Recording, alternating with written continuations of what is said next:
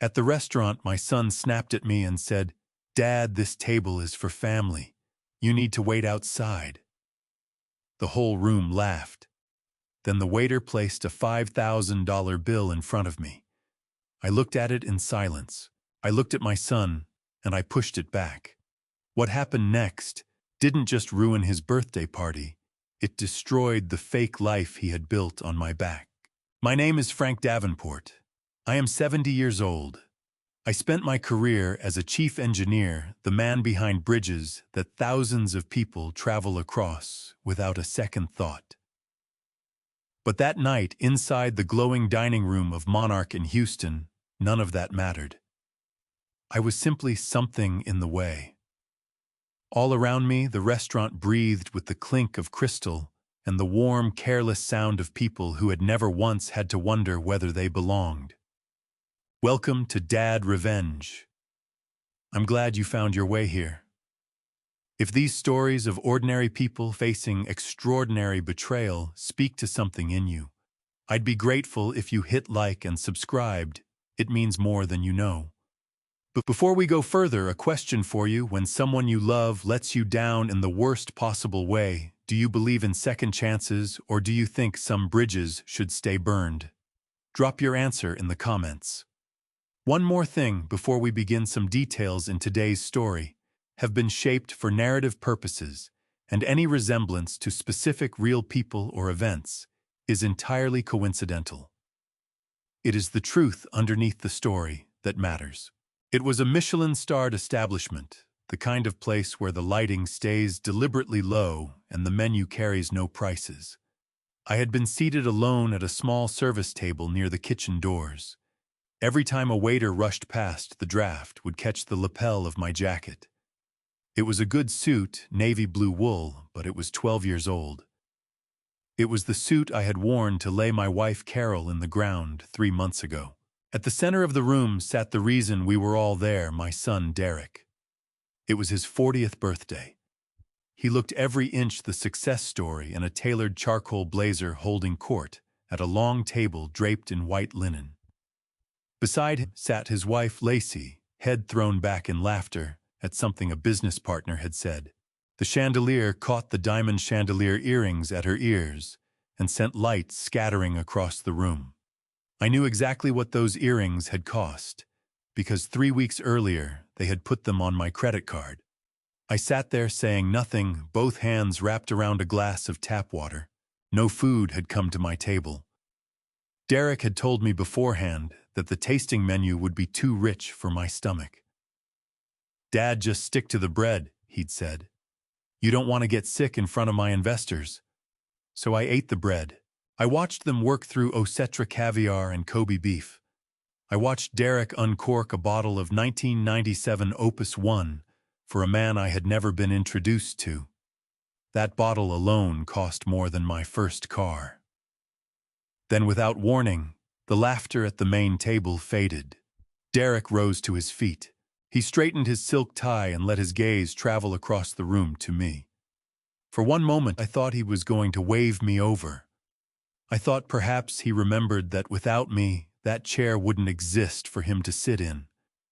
I thought perhaps he remembered I was his father. He started walking my way.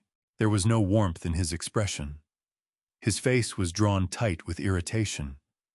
When he arrived at my little table, he made no effort to lower his voice. "Dad, look at you," he said.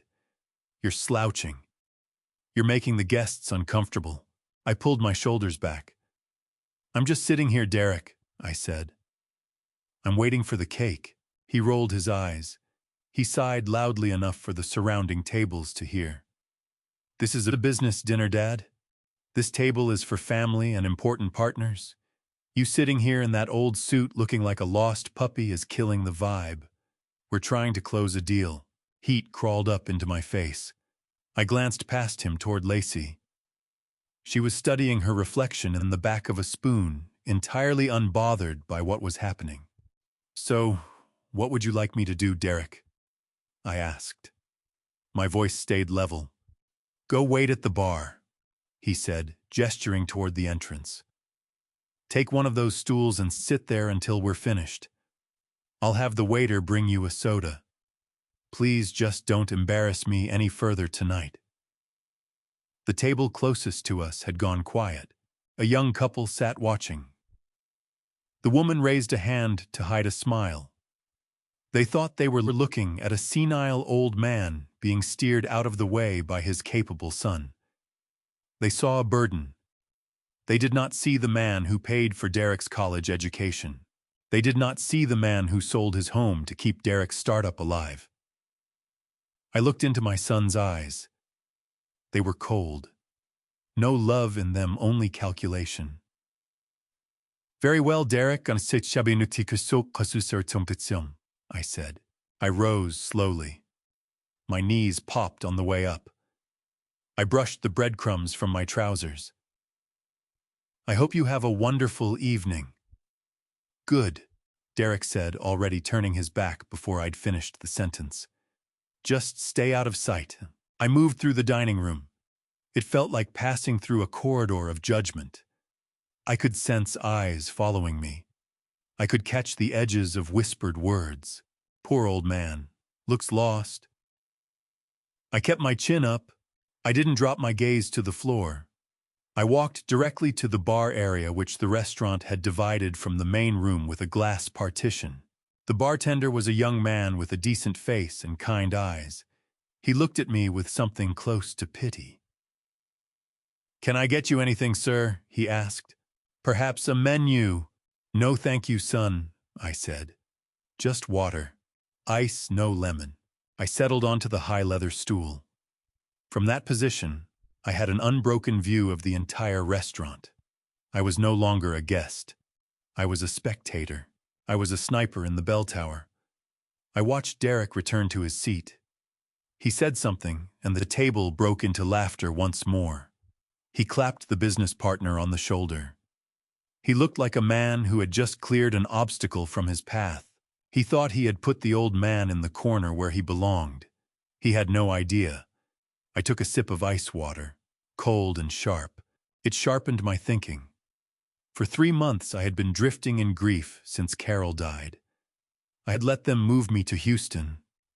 I had let them take the reins of my finances. I had allowed them to treat me like a child because I was too broken with loss to resist. I had trusted them because they were my family. But family is not enough on its own. I watched Lacey lift her wine glass for a toast. I saw the way she looked at Derek, not with love for the man, but with devotion to the life he gave her. A life built on the $18 million I had been foolish enough to hand over to their care. They thought I was senile. They thought I was helpless. They thought I was just an old man on a bar stool staring at nothing. But I was counting. I counted the wine bottles. 4. I counted the appetizers. 6. I counted the main courses. Then I ran the numbers in my head. I was an engineer. Numbers had always been my language. I factored in tax and tip. I knew exactly what was coming. Derek caught a waiter's eye and made the gesture, hand moving through the air like he was signing his name. He was drunk on power, drunk on good wine, drunk on the idea that the world was his to command. My hand found the inner pocket of my old suit. My fingers closed around the cool metal of my Cross-Townsend fountain pen, Carol's retirement gift to me, my initials engraved along the barrel. It was the only thing of any value they hadn't found a way to take from me. I watched the waiter cross the room toward the main table carrying the black leather folder. Derek didn't even glance up. He just waved a hand and aimed one finger in my direction. I watched his lips move through the glass. I couldn't hear a word, but I knew exactly what he said. "Give it to my dad. He handles the bills." The waiter looked uncertain. He looked from Derek to me sitting alone in the dim light of the bar. He hesitated. Derek waved him off impatiently. "Go on," he mouthed. "Take it to him." I straightened on the stool. I uncapped my pen. The gold nib caught the low light. "Bring it here," I said quietly to myself. The anger was gone. It had burned itself out hours ago, and what remained in its place was harder and far colder. I was ready. The waiter walked toward me with an apologetic look on his face. He expected the old man to go pale when he saw the number. He expected panic. He expected a victim. But tonight was not about being a victim. Tonight was about delivering a lesson. Derek wanted me to pay. He wanted a silent account he could draw on whenever it suited him, invisible until the moment came to settle the tab. Well, I was going to sign something tonight, just not what he had in mind. As the waiter set the leather folder down on the bar in front of me, I drew a slow breath. I found Derek's reflection in the mirror behind the bar. He was raising his glass again, with no idea he was about to drive straight off a cliff. Happy birthday, Derek, I thought. I hope the meal was everything you wanted, because it is the last one you will ever eat at my expense. I opened the folder. The figure at the bottom read 5118.74. I picked up my pen. I looked down at the number sitting there in bold black ink. $518, an obscene sum for a single dinner. More than my father earned in a year when I was a boy.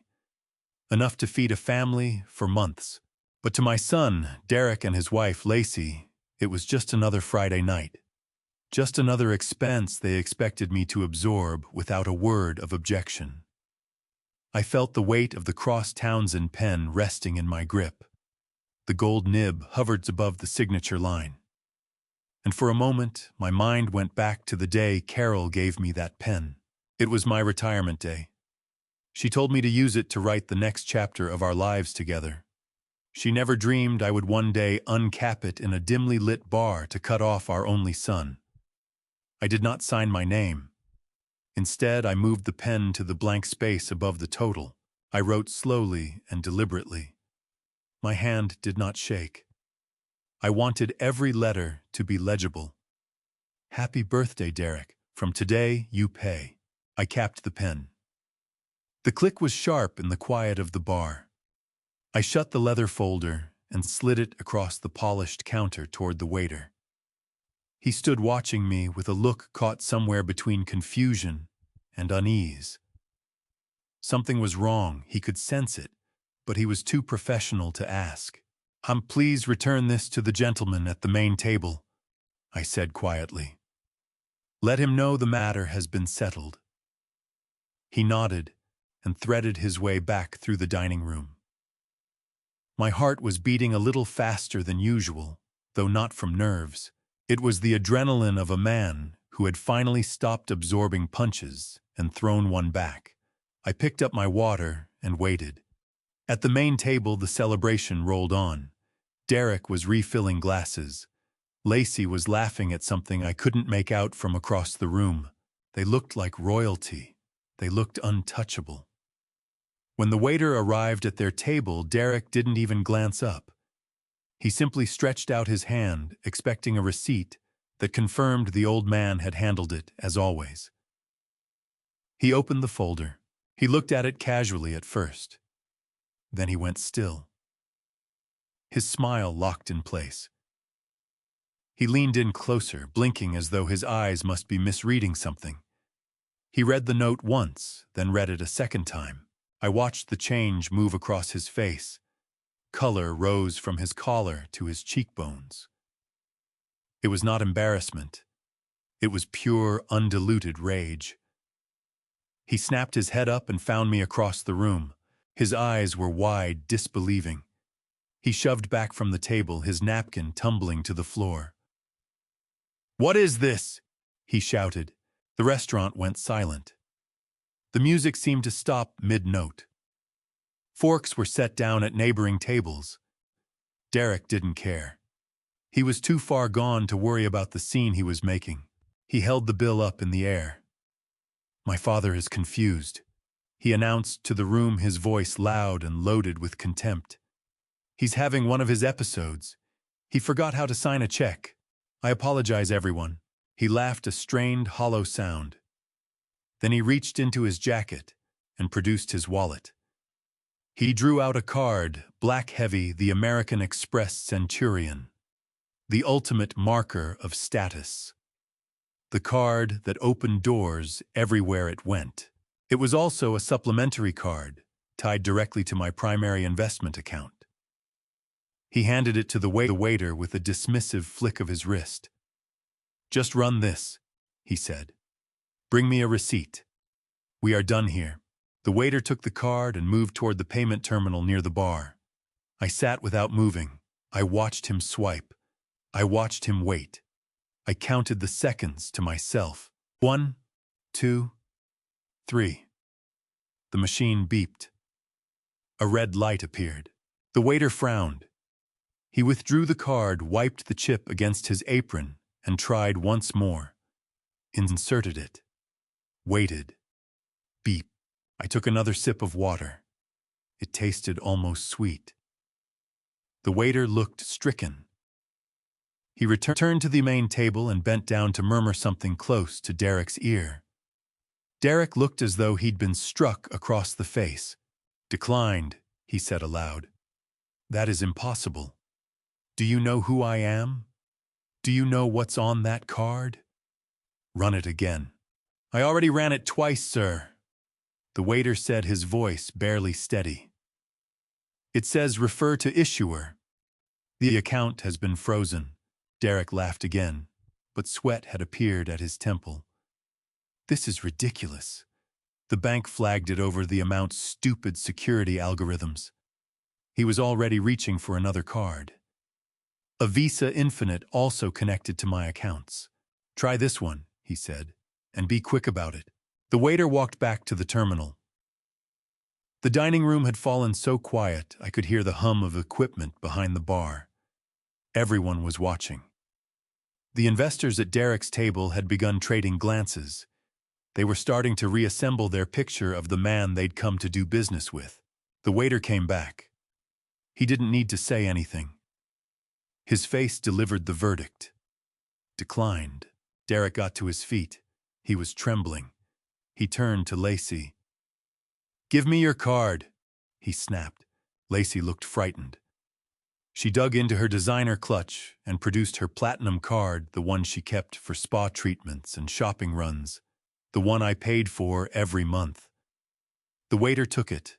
This time he didn't walk away. He used the handheld terminal right there at the table. The card went in. Everyone waited. The silence pressed down like something physical.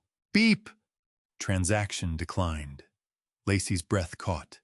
She grabbed her phone, opened her banking app, and began tapping at the screen with shaking fingers. Then she looked up at Derek. Her face drained of color. "Derek," she whispered. "The accounts, they're gone. It says 0. It says access denied." One by one, the business partners began rising from their chairs. One of them cleared his throat. "Derek, looks like you've got some family matters that need your attention," he said. "We'll head out. We can revisit the partnership another time." "No, wait, please," Derek said, his voice cracking. "It's a technical glitch. My father must have done something by mistake." But they were already moving, stepping away from the half-eaten food and the open wine bottles, walking away from the deal Derek had spent months building. He was left standing alone in the ruin of his own birthday party. The waiter remained at his elbow folder, still in hand. "Sir, how would you like to settle this?" Derek didn't answer. He turned slowly toward the bar. He turned toward me. The expression on his face had moved beyond anger into something rawer and more dangerous. He looked like a cornered animal that had just realized how the trap had closed. He understood now that I had done this. That the old man he'd parked on a bar stool had just dismantled his entire world. He started crossing the room toward me. Fast, hands balled into fists, face twisted into something I barely recognized. "Dad!" he shouted. "What did you do?" He was coming at me. He was going to yell, and he might do worse than that. But as he closed the distance, I felt no fear. I felt a strange, calm detachment settle over me. I watched him coming, and then the restaurant dissolved. The furious man in the charcoal suit dissolved. My mind traveled backward, back past the anger and the betrayal, all the way to the moment when I handed him everything and trusted him to carry it. I closed my eyes and let the memory pull me under. It began 3 months ago in a hospital room that smelled of antiseptic and wilting flowers. It began with the worst day of my life. 3 months ago, the world stopped. Not with a crash or an explosion, with the quiet, merciless flatlining of a heart monitor in a private room at Johns Hopkins Hospital. Carol was gone. My wife of 45 years, my anchor, my closest friend. The silence that followed that sound was the loudest thing I had ever heard. I held her hand for a long time, willing it to press back against mine. It only grew colder. Something broke inside me in that moment. Not anything physical. It was my will to fight. I was 70 years old, and for the first time in my life, I was utterly, completely alone. I was sitting in the hallway staring down at the linoleum floor when I heard the sharp click of expensive dress shoes approaching. It was Derek. He and Lacey had flown in from Houston. They came toward me with open arms. Derek pulled me into a tight embrace. He smelled of cedar and vetiver cologne and airport coffee. Lacey was pressing a tissue to her eyes. "Oh, Dad," she sobbed. "We are so sorry. We got here as fast as we could." I let them hold me. I was a drowning man, and they felt like solid ground. I did not notice that Derek glanced at his watch over my shoulder. I did not notice that Lacey's tears stopped the moment a nurse walked by.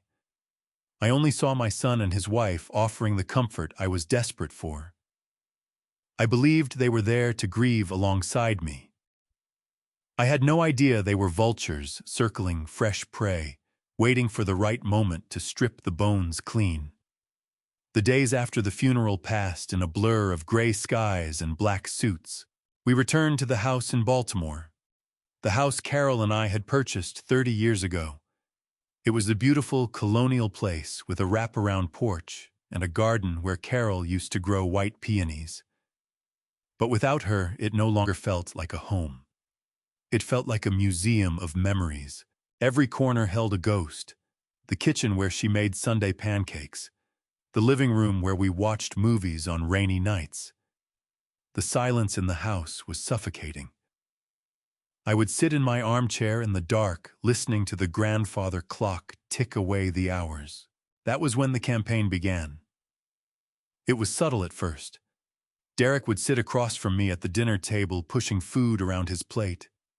"Dad," he would say softly, "you cannot stay here alone. Look at this place. It is too big for one person. It is full of stairs. What if you fall? What if something happens and there is nobody here?" Lacey would join in, pouring me another cup of tea. She was always pouring tea, always wearing that same sad, sympathetic smile. "We worry about you so much, Frank," she would say. "We cannot sleep at night thinking of you alone in this big, empty house. It is not good for you. You need family around you. You need to be looked after." They chipped away at my resistance day after day. They weaponized my grief. They told me that Carol would want me to be happy. They told me that moving forward was what she would have chosen for me. They planted the idea that I was fragile, that I was old, that I was no longer capable of managing my own affairs. Then came the solution. The beautiful, perfect solution. "Come to Houston," Derek said one evening. "We have the penthouse in River Oaks. There is plenty of room. You can have your own wing. We will cook for you. We will take you to all your appointments. You can watch your grandchildren grow up when they come. You will never be lonely again." It sounded like paradise. It sounded like salvation. I was so exhausted by the silence. I was so worn out by missing Carol. I wanted to believe them. I wanted to be a father again, to be needed by someone. So I said yes. The paperwork appeared the very next day, as though it had been waiting in a drawer. Derek had everything prepared. A real estate agent already lined up to sell the Baltimore house. Movers on speed dial, and then he brought out the thick leather binder.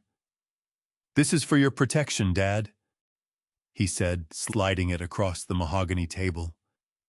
"It is called the Davenport Family Trust." He opened it and began walking me through the contents. He used large, impressive words: asset protection, tax efficiency, estate planning.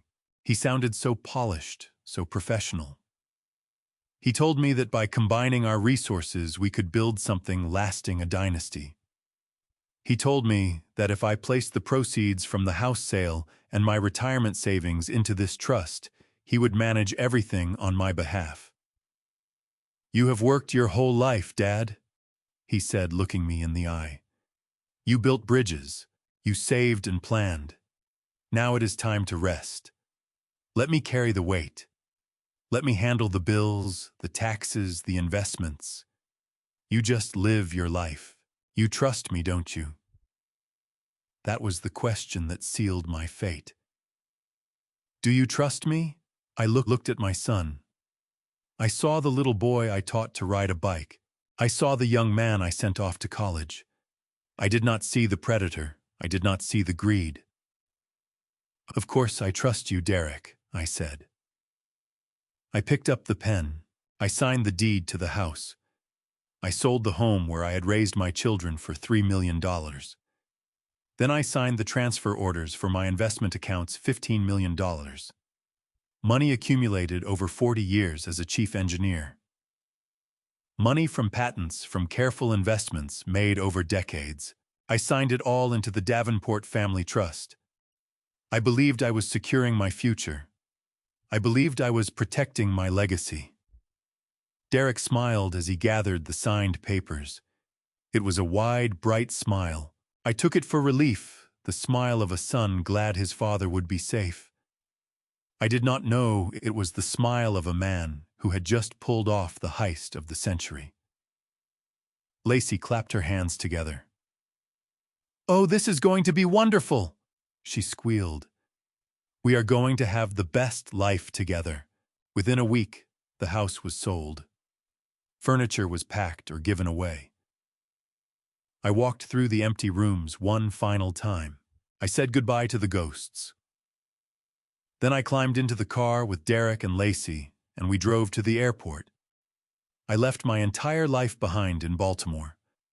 I brought 2 suitcases and a heart full of hope. I did not know I was walking into a trap. I did not know that the penthouse in Houston was not a home, but a cage. I did not know that the trust was not a safety net, but a private fund for their extravagant lifestyle. I was blinded by grief and by love, and that is precisely what they had counted on. We landed in Houston on a rainy Tuesday. The city looked gray and hard-edged. As we drove toward the skyline, Derek was on his phone talking about a new Porsche. Lacey was scrolling through vacation packages to the Maldives. They seemed electric, energized.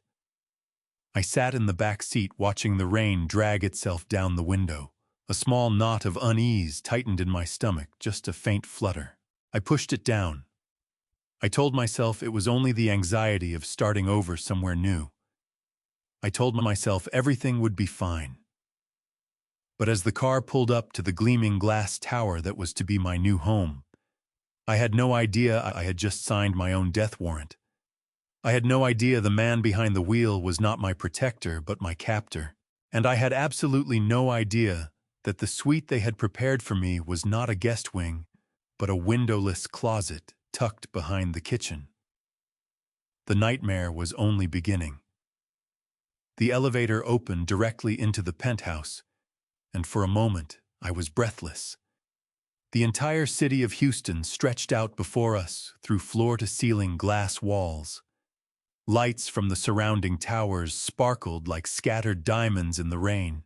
White marble floors gleamed under the recessed lighting.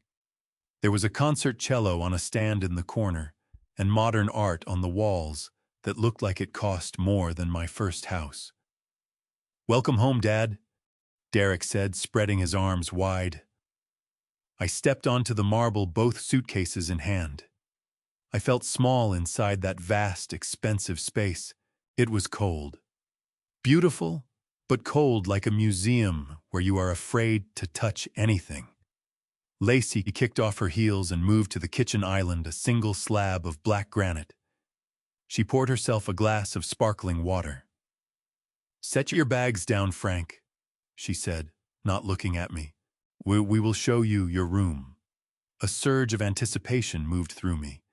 I remembered what Derek had promised, a private wing somewhere to set up my drafting table, perhaps start painting again. A place where I could keep some dignity. "Lead the way," I said, smiling. Derek nodded. He moved past the living room, down the long hallway toward the master bedroom and the guest suite. I followed my suitcase wheels, clicking softly on the stone, but he did not stop at the large oak doors lining the hallway. He kept walking. He walked right past the beautiful rooms with their sweeping views. He walked into the kitchen. I stopped, confused. "Derek, where are we going?" "Just through here, Dad," he said. He continued to the far end of the kitchen near the pantry. There was a narrow, plain white door that looked like a utility closet tucked into the corner, invisible unless you knew where to look. Derek opened it. "Here we are," he said. "Your private sanctuary." I looked into the room, and my heart hammered against my ribs. It was tiny, barely wide enough for a single bed and a small dresser. No windows. No view of the city. No natural light at all, just 4 white walls and a harsh fluorescent strip on the ceiling. The air smelled stale, like old cleaning products. It was not a guest suite. It was the maid's quarters, a room built for service staff to rest between shifts, not for a father to spend his final years. I looked at Derek. I was certain it was a joke. I waited for him to laugh, to say he was kidding, to lead me to the real room. But he wasn't laughing. He was watching me with a blank, unreadable face. "It's cozy, isn't it?" Lacey said, coming up behind me. "And it's right next to the kitchen, so you can grab a snack whenever you want without waking us up." I tried to speak, but my throat had gone dry. "Derek, you said you promised there would be space. There are no windows in here." Derek let out that impatient sigh, the one I would hear 1,000 more times over the next 3 months. "Dad, do you know what real estate costs in Houston? Space is a premium. This is a multi-million-dollar apartment. You have a roof over your head and a comfortable bed. Don't be ungrateful." Ungrateful. The word landed like a slap. I had just handed him $18 million. I had just surrendered my entire life savings, and he was calling me ungrateful for questioning a windowless box. I walked into the room. I sat down on the narrow bed. The mattress was thin and hard. I set my suitcase on the floor because there was nowhere else to put it. The door clicked shut behind me, sealing me inside my new reality. That first night I did not sleep. I lay in the dark, listening to the refrigerator hum through the wall, asking myself how I had allowed this to happen. The next morning, the true shape of my new life began to emerge. I went out to the kitchen, hoping to make coffee. Lacey was already there, eating Greek yogurt with granola. She looked me up and down. I was still in my bathrobe. "Frank, we have a rule," she said. "No sleepwear in the common areas. We have guests coming over later. Please go and get dressed." I apologized and went back to change. When I returned in slacks and a shirt, Derek was seated at the island. He had his hand extended toward me. "Dad, we need to talk about logistics." "Logistics," I said. "Yes. Now that you're living here, we need to make sure your assets are properly protected. You know how forgetful you've been lately." I frowned. "I am not forgetful, Derek. I am grieving. There is a difference. Derek shook his head with a pitying smile. See, that is exactly what I mean. You are confused. You left your reading glasses at the restaurant last week. You forgot to cancel the newspaper subscription in Baltimore. It starts with small things, Dad. We just want to protect you. He kept his hand out. Give me your wallet and your phone. I took a step back. Why? Because you are going to lose them, Derek said, his voice sharpening. Or someone will take advantage of you. There are people who specifically target the elderly dad. They will call you and talk you into giving away your card numbers. As the trustee of the estate, it is my legal duty to secure your finances. I looked at Lacey. She was nodding along. It is for your own good, Frank. You don't need money anyway. We cover everything. Food, rent, utilities. What do you need a wallet for? A cold dread settled in my gut. It was a trap. I could see that clearly now. But I was in their home in a city where I knew no one. If I refused, what then? Would they put me out on the street? Reluctantly, I reached into my pocket. I drew out my leather wallet, the one Carol gave me on our 20th anniversary. Then I handed over my iPhone. Derek took both without a word of thanks. He simply dropped them into his briefcase. And don't worry, Dad, he said. If you need to make a call, just ask. If you need money, just ask. We are a family. But we were not a family. I was a prisoner. The slide from father to servant happened so gradually, I almost didn't catch it until it was too late. It began with small requests. Dad, while you're in the kitchen, can you rinse those dishes, Dad? The cleaning lady is out sick today. Can you run the vacuum over the living room rug? Dad, can you take the trash down the chute? Within 2 weeks, the requests had become orders. I was on my knees scrubbing a stain from the white marble floor one Tuesday afternoon when it struck me. Lacey was on the sofa watching a reality program on television. She lifted her feet without looking at me so I could clean underneath them. You missed a spot there, Frank, she said, pointing with a manicured toe. I looked at my hands. They were wrinkled and wet with soapy water. These were the hands that had designed suspension bridges. These were the hands that had held my wife as she drew her last breath. And now they were scrubbing the floor for a woman who had never worked a day in her life. I got to my feet. My knees ached. Lacey, I said quietly. I am tired. I need to rest. She paused the television. She looked at me with undisguised irritation. Rest, she scoffed. From what exactly? You don't have a job, Frank. You don't pay rent. We let you live here at no cost. The least you can do is help around the house. It is called contributing. I wanted to shout. I wanted to remind her that $3 million from the sale of my home had furnished this apartment. I wanted to tell her that every piece of furniture she was sitting on had been bought with my money. But I held my tongue. Without my phone, my wallet, or any access to my accounts, I had no leverage. If I made a scene, they could put me out. So I went back to my room. My windowless box sat on the bed and stared at the wall. That night, Derek came home late in high spirits. He had purchased a new watch, an Audemars Piguet. I spotted the box sitting on the counter. Hey, Dad, he called out. Make yourself useful and pour me a drink. I walked out and poured him a scotch. He took it without looking up. He went straight into a conversation with Lacey about their upcoming trip to Dubai. We are flying first class, he said. The Emirates suite. It is going to be incredible. And what about Frank? Lacey asked, lowering her voice, though not quite enough. Derek waved his hand dismissively. Don't worry. I have a plan for him. We will sort it out before we leave. A plan. The word sent a chill through me. I retreated to my room and lay in the dark. My instincts were screaming. This had moved beyond money. This was about survival. They had stripped away my home. They had stripped away my dignity. They had taken my freedom, and now they were planning something more. I stared at the closed door.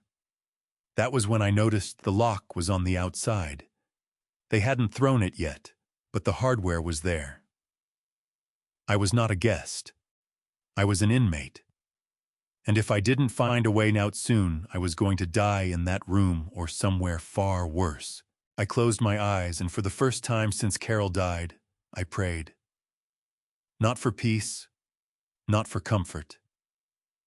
I prayed for a way out. The days bled into weeks, and the view of the city from the floor-to-ceiling windows became a kind of cruelty. I could see traffic moving freely along Buffalo Bayou Parkway. I could see people walking their dogs, joggers, going about their mornings, but I was pressed against the glass like a specimen in a jar. My entire world had contracted to the size of that penthouse. My daily routine was dictated entirely by whatever Derek and Lacey required of me. The isolation was precise, almost surgical.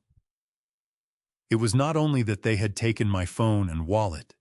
They had severed the one remaining connection that still mattered to me. My daughter Renee. She lived in Portland, and we had spoken every Sunday for years. It was our ritual. But Sunday came and went, and Derek told me she was swamped with work. "She's in the middle of a big project, Dad," he said, not looking up from his tablet. "She'll call when she gets a chance." But I knew Renee. She would never be too busy for her father, especially not so soon after her mother had died. One afternoon, while Lacey was out having her nails done, I slipped into the kitchen and picked up the landline. My fingers knew Renee's number by heart. It rang once, then twice. Then came a click, but it wasn't Renee. It was a recording. "This number has been blocked or is no longer in service." My heart dropped. I tried again. No different. Derek had locked down the house phone with parental controls, outgoing calls to my own daughter blocked. That evening, I went to find him. My voice was as level as I could manage, but my hands gave me away. "Derek, I said I can't get through to your sister. What's going on with her?" He set his fork on the plate and exhaled slowly, turning to face me with that look, the one he had rehearsed, full of manufactured sympathy. "Dad, we were trying to protect you from this. Renee reached out to me the day before. She said she needs room to breathe. Being on the phone with you brings back everything about Mom, and she can't handle that right now. She asked us to keep you from calling until she feels ready." Every word was a fabrication. My gut told me so without hesitation. Renee wasn't fragile. At the burial, she was the one gripping my hand, holding both of us upright. There was no version of her that would send a message like that. But I was standing there with nothing, no evidence, no leverage, no way to call him a liar to his face. After the house went quiet that night, I drifted into the corridor and stopped outside Derek's office. A gap in the door frame let sound through. He was on the phone and he was laughing. She didn't question a single thing he was saying. "I told her Dad is slipping. I told her he has early onset dementia and gets aggressive on the phone. I told her the doctors recommended no contact for a while to keep him calm." Yeah, she was crying, but she agreed. "It is for the best." My shoulder found the wall, and I pressed into it, just trying to pull air into my lungs. This wasn't only about the money. He was dismantling who I was feeding my own daughter, a portrait of a senile, aggressive old man, so she'd never think to come looking. That was a different kind of theft altogether. Calculated, merciless. And while they were busy erasing me, my fortune was circulating freely, making itself very comfortable. It came through the front entrance in cardboard boxes day after day without fail. The doorman would ferry up load after load. I watched the labels pile up: orange from Hermes, green from Rolex, glossy black from Saks Fifth Avenue. Lacey would rip into them right there on the kitchen island, not 10 feet from where I stood. She'd let out a yelp of excitement over a $4,000 handbag or lift up a pair of shoes that ran more than my first car ever cost. "Look at this, Frank," she'd say, draping a silk scarf across her arm. "Isn't it gorgeous? It is real silk." I'd give her a slow nod and turn back to whatever I was doing. I knew exactly whose money bought that fabric. With every swipe of the card, she was chipping away at 4 decades of everything I'd built. And then came the Tuesday that broke something in me. I caught my own reflection and barely recognized the man staring back, hair wild, overgrown past the point of dignity. My whole life I'd kept myself sharp. Chief engineer, pressed suits, a standing appointment at the barber. The figure in that mirror looked like someone who'd been discarded. I picked my moment. Derek at the kitchen counter working through his espresso. "Derek," I said, "I need to get my hair cut. There's a place just down the block. $20. He lowered the cup and looked at me, his brow creased. $20, Dad. For a haircut, can't. Lacey, just do it with a pair of scissors." Something tightened in my chest. $18 million sitting in a trust that bore my name. And this man was debating $20. "Please, Derek," I said. "I want a real barber. I want to feel human." He exhaled like I demanded something extravagant. Out came the money clip, fat, stuffed with bills. My bills. He worked one loose, a single 20, and snapped it down onto the granite. It traveled across the stone and came to rest near the sink. "Bring me back the receipt," he said, "and keep to yourself out there. You know how things get away from you." I picked it up. I didn't thank him. 30 minutes in that barber's chair, and for the first time in months, someone treated me as though I mattered. That was all it took, half an hour of basic human dignity. Walking back through the penthouse door, I felt it. Something inside had quietly rearranged itself. The sadness, the hollow weight of loss, it was still present. But the ache I'd been carrying for my son, whatever that relationship had once been, was gone completely. What filled that space was cold and still and absolute. Not rage that breaks things. Rage that calculates. If they had decided I was a confused, diminished old man, then that was precisely what I would hand them. I would make them believe every second of it. The performance began modestly. I'd wander past the bathroom, then double back, looking lost. I'd glance at Lacey and let her name slide away, replacing it with my wife's. "Carol, is that you?" I'd say, eyes soft and unfocused. She'd cut her gaze to Derek, murmuring just loud enough, "He's deteriorating. He actually thinks I'm her."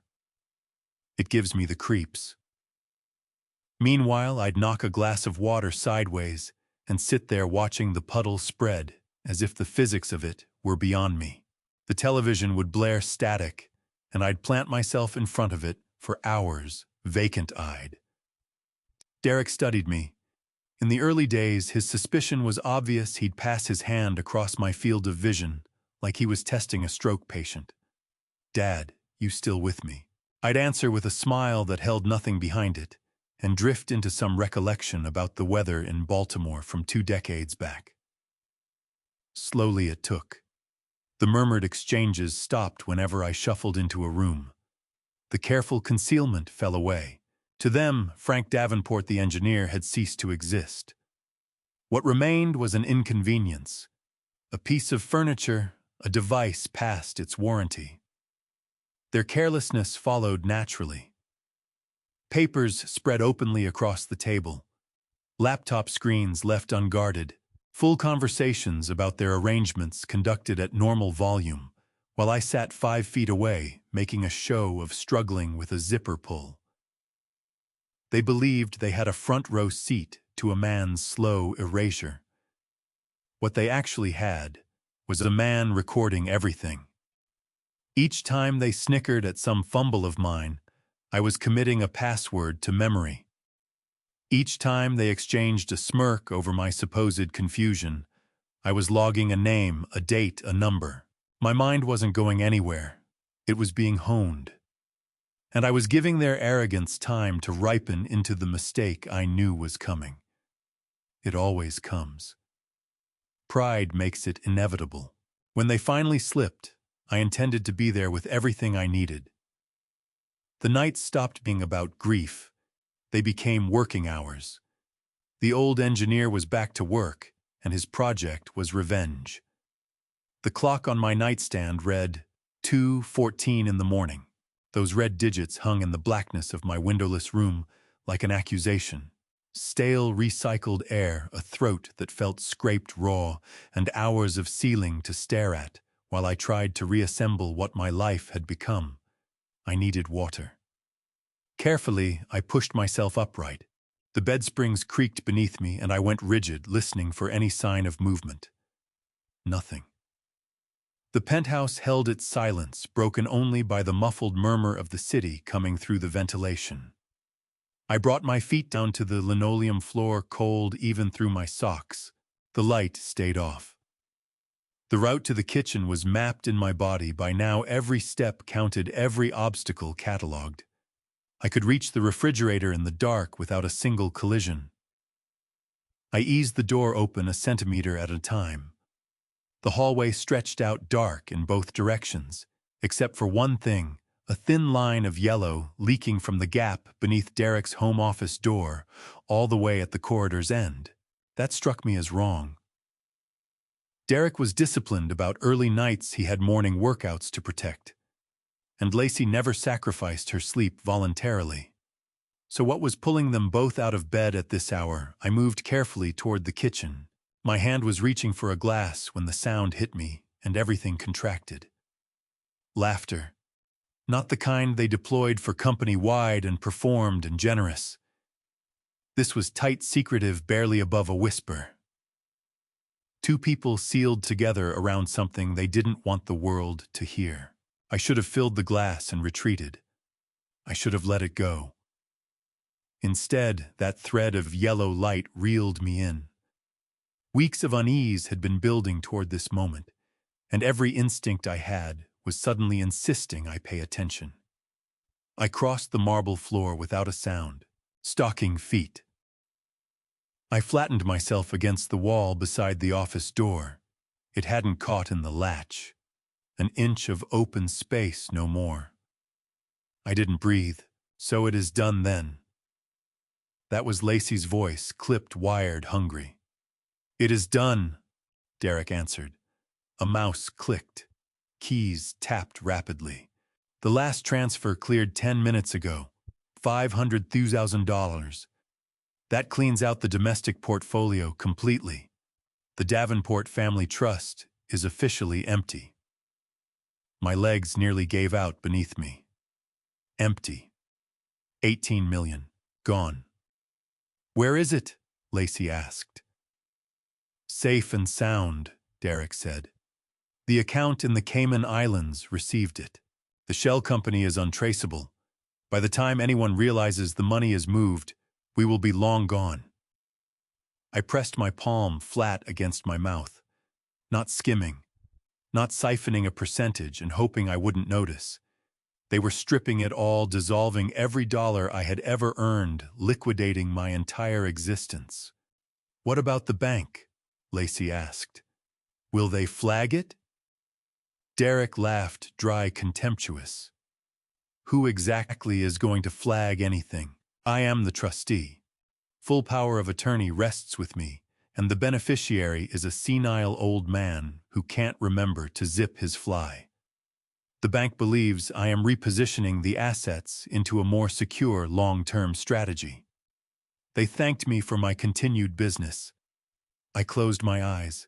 A memory surfaced without warning, Derek's hand on my shoulder at the graveside. Let me carry the load, Dad. Lacey's voice pulled me back to the cold corridor. All right, so the money is safe. Now we just have to get through this week. When do we leave? Saturday morning, Derek said. First class on Emirates, one way to Dubai. I have already been looking at villas on the Palm Jumeirah. You are going to love it, babe. No extradition treaties, no winter, and best of all, no baggage. No baggage. Speaking of which, Lacey said, her voice dropping, what happens with your father? We cannot simply leave him sitting in the penthouse. The landlord will find him once the lease runs out next month. A pause settled over the room. Ice shifted in a glass. Derek was drinking. Do not give him another thought, Derek said. I dealt with it today, sat down with Dr. Pritchard and had a long conversation. Dr. Pritchard was a college friend of Derek's, a man I had crossed paths with, once a man with flat, lifeless eyes. And Lacey asked, for $10,000, Dr. Pritchard is willing to sign anything, Derek said. He put together a complete medical file diagnosis, advanced Alzheimer's with violent tendencies. He certified that Frank Davenport is a danger to himself and to others. Violent tendencies. I had never raised a hand to anyone in my life. I was the man who scooped spiders off the floor and set them outside rather than crush them. So what does that actually get us? Lacey asked. It means we skip the expensive private facilities entirely, Derek explained. With that diagnosis in hand, I have the legal authority to have him committed involuntarily to a state institution. I found one on the south side. Grim place. Packed. No funding to speak of. They sedate the residents to maintain order and nobody asks many questions. Lacey let out a nervous little laugh. Is it safe enough for him? Derek said. He will not know where he is anyway. His mind is mostly gone. We drop him off Friday night after the party. We tell him it is a routine checkup. We sign the paperwork, hand him to the orderlies, and before he understands what has happened, we will be halfway across the Atlantic. My heart stopped. I am certain of it. For a full 10 seconds, I ceased to exist. They were not simply leaving me behind. They were disposing of me. They intended to deliver me to some hellhole where I would be drugged into silence and left to die forgotten in a soiled bed. And this was my son, the boy I coached through his first baseball game, the boy I sat beside through childhood fevers, the boy I bent my own ambitions around so he could have more. He was planning to bury me alive. You are a genius, Derek. Lacey said, I cannot wait to be free of him. The way he drags himself around this place is unbearable. He smells like old age. Derek chuckled. Just 2 more days, babe. Friday is my birthday. We have the big dinner at Oriole.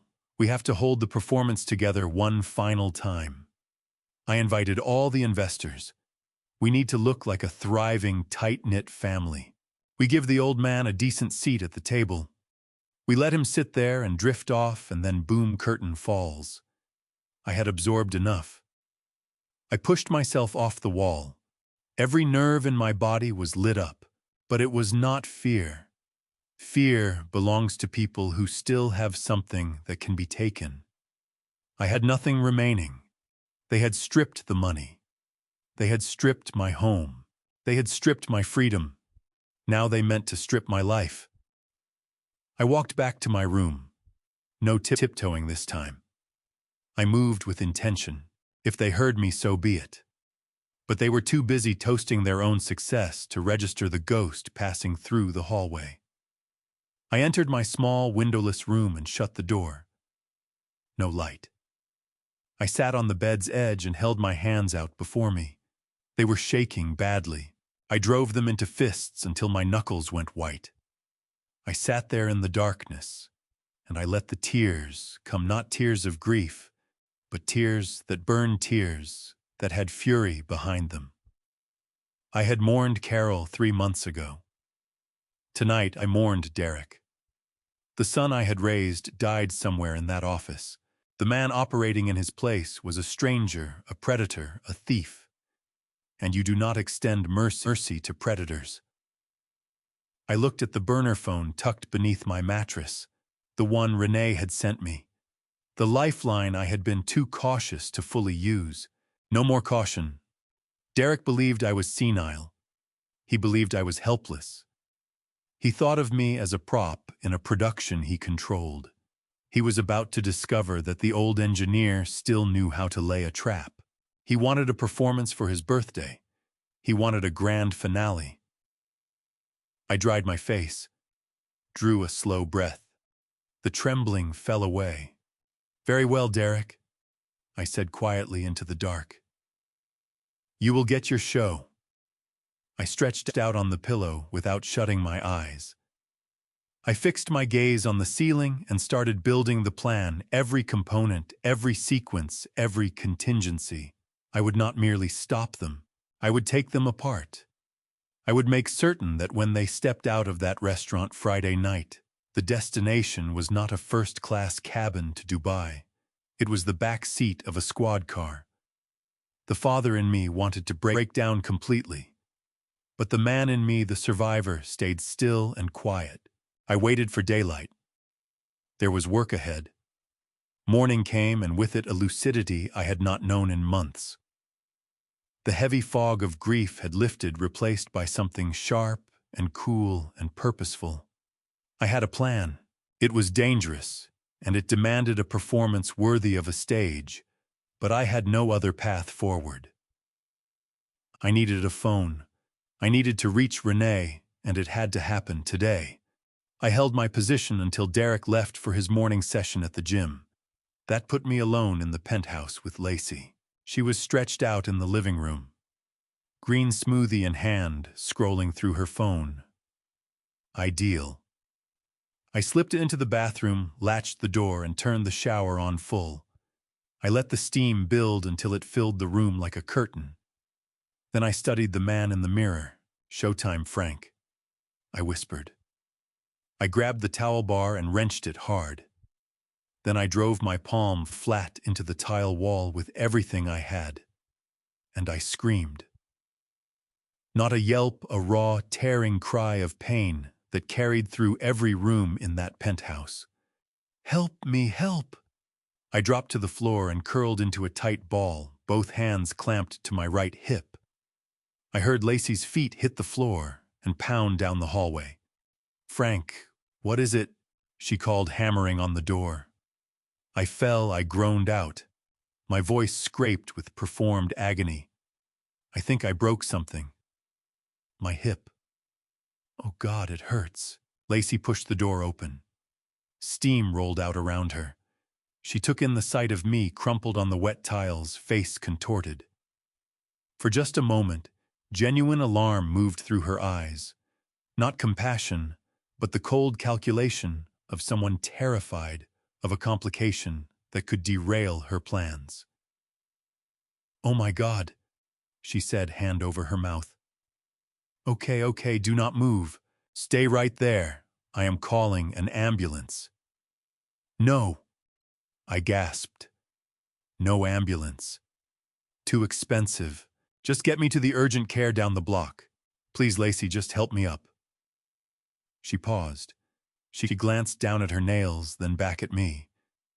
At last she exhaled in resignation. "Fine. But if you get blood on my seats, Derek will hear about it." She pulled me upright. I sagged heavily against her side, letting all my weight press onto the injured hip. I let out a small sound with every step.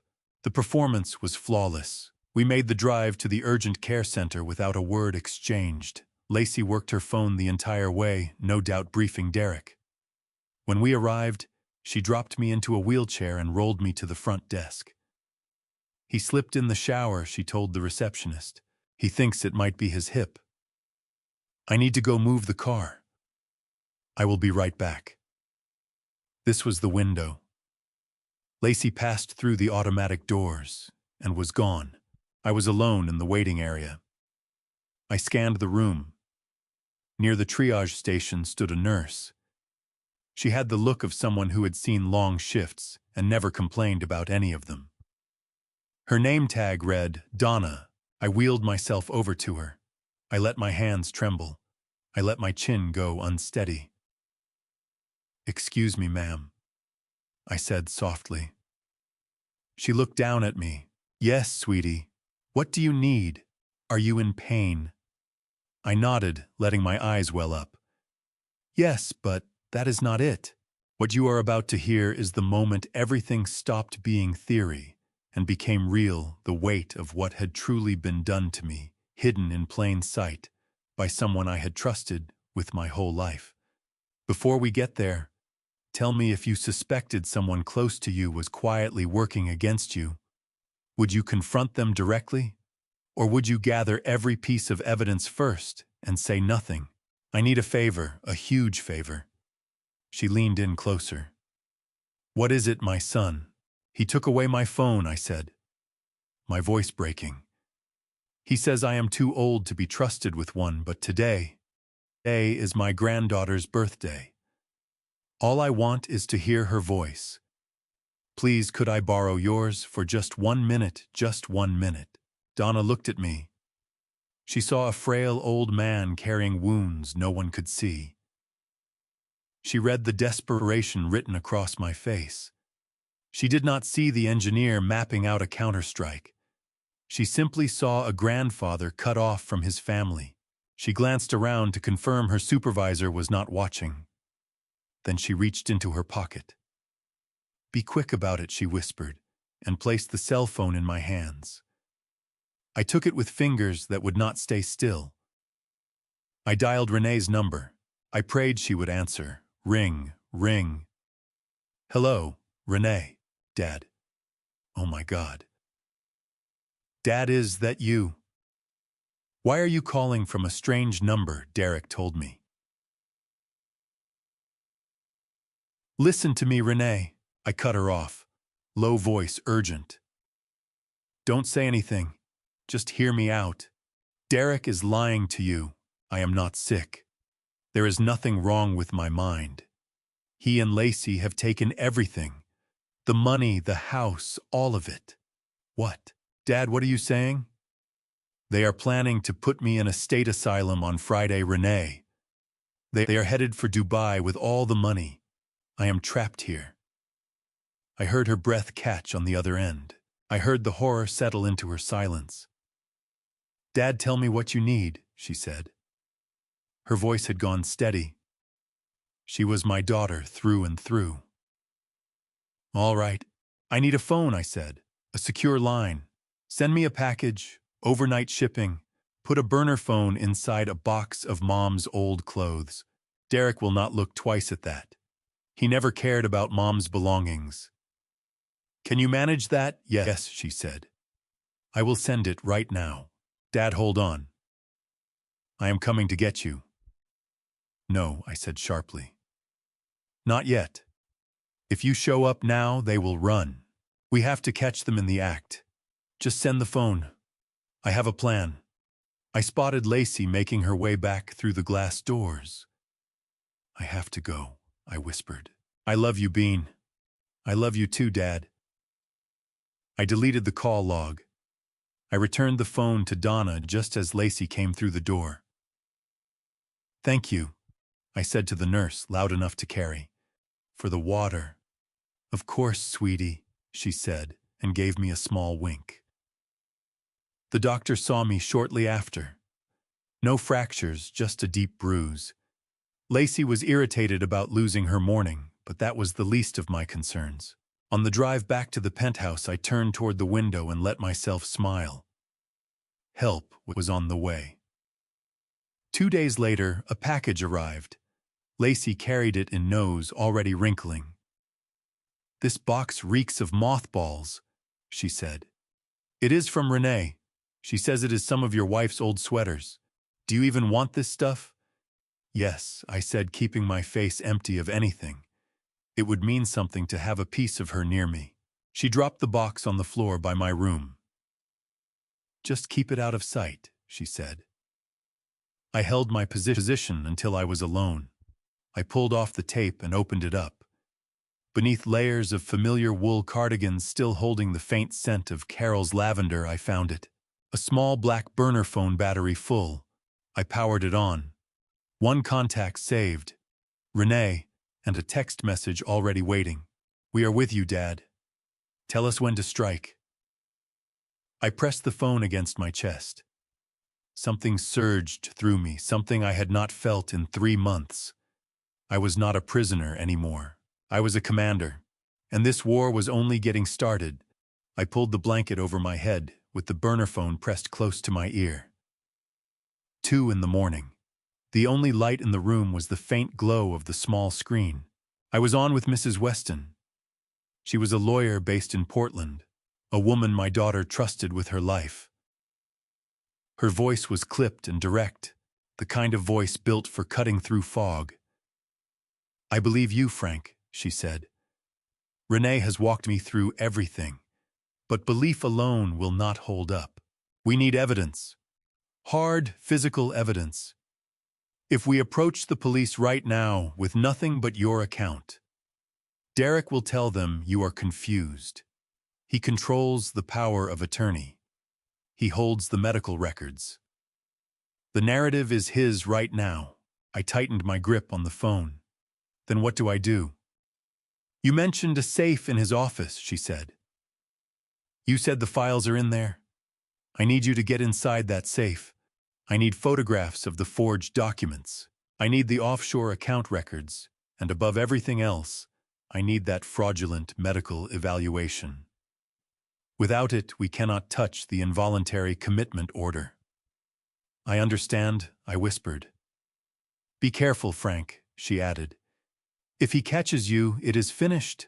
I ended the call and tucked the phone back inside the hollowed-out space in the mattress. I lay there in the dark, turning it all over.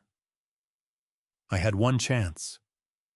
One window before the birthday dinner on Friday. That window arrived the very next evening, Thursday. Derek and Lacey were attending a charity gala at the Museum of Fine Arts. Black tie. I watched from the kitchen as they dressed. Derek cut a sharp figure in his tuxedo, working his cufflinks in front of the mirror. Lacey had on a midnight blue silk gown that moved with her, and she was fastening a diamond necklace at her throat. My diamonds. Derek came through the kitchen to pick up a bottle of water. He found me at the small table working through a bowl of oatmeal. "We will be late tonight, Dad," he said, glancing at his watch. "Do not wait up, and whatever you do, leave the thermostat alone." I looked up at him with my most vacant expression. "Have fun at school," I said, letting my voice waver slightly. He rolled his eyes. "It is a gala, Dad." God, he is going fast. He turned toward Lacey. "Let's go." I waited. The front door closed, the deadlock engaged with a heavy click. I gave it another 10 minutes, long enough to rule out anything forgotten. I moved to the window and watched their black limousine pull away from the curb and dissolve into the Houston traffic. The instant they were gone, the old man ceased to exist. I straightened up fully. I walked to the utility drawer in the kitchen.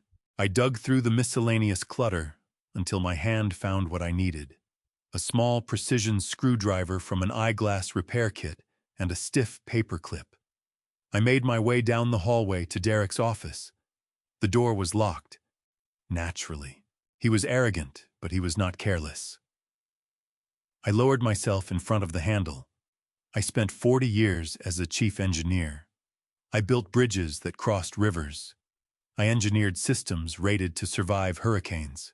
A standard residential lock was not a challenge. It was an afterthought.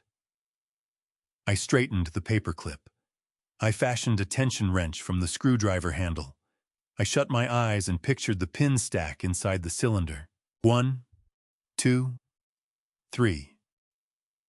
I applied the smallest possible torque. I felt the first pin seat, then the second. I moved with a surgeon's patience. Hands steady. Mind clear. Click. The handle gave. I stepped inside and pulled the door shut behind me. The room carried the smell of leather and expensive scotch. I left the overhead light off. The flashlight on the burner phone served well enough.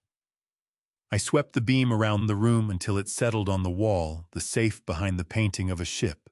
I shifted the painting aside. The digital keypad pulsed a soft blue in the dark. This was the difficult part. Not mechanical, there were too many combinations for that. The answer had to come from knowing how his mind worked. I studied the keypad. What would someone like Derek choose? A narcissist, self-obsessed to the core. I tried his birthday. Nothing. I tried the date he walked out of Georgetown. Nothing. I tried Lacey's birthday. The light went red. I stopped. I thought it through.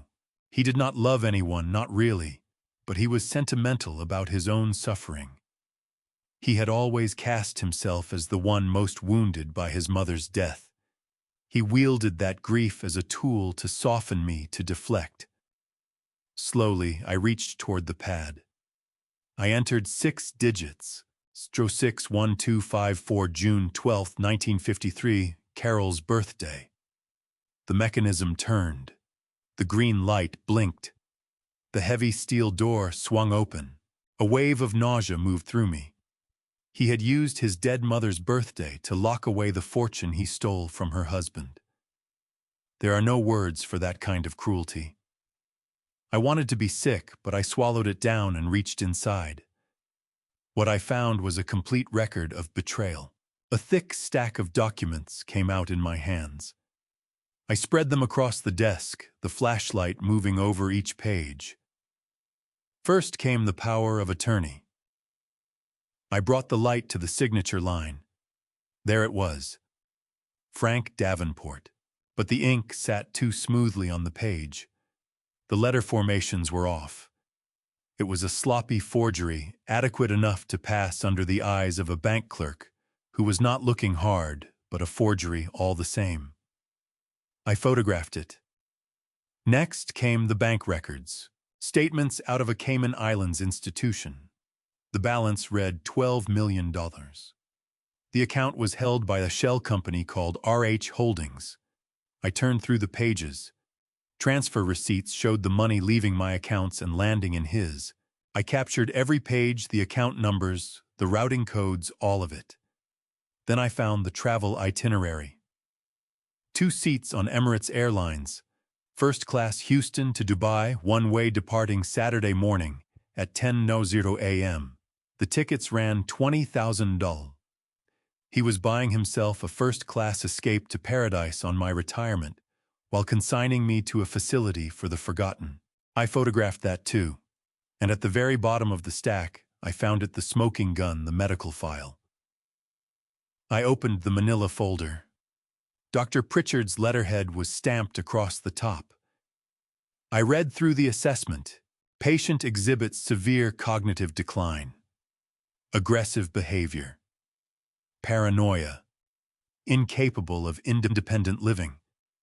Recommendation: immediate involuntary commitment to State Facility Number 4 for the safety of the public. I checked the date. It had been backdated by 3 days to fit neatly into his schedule. The whole thing was a fabrication, a document engineered to strip me of my legal standing as a human being. I photographed the diagnosis. I photographed the doctor's signature. I photographed the admission paperwork Derek had already executed on my behalf. I had everything I needed. I sent the images to Mrs. Weston one at a time. The progress bar crawled across the screen. Send, send, send. Then my phone buzzed. A text from Weston, received. This is a slam dunk, Frank. We have them. Get out of there. I returned every document to its original position. I checked the corners were aligned. I shut the safe, replaced the painting of the ship on the wall, then studied the carpet to confirm I'd left no trace of where I'd stood. I stepped out and locked the office door behind me, using the paperclip to reset the pins. The tools went back into the kitchen drawer. I returned to my room and settled onto the bed. My heart was hammering against my chest, like something trying to break out. I had done it. The evidence was secured.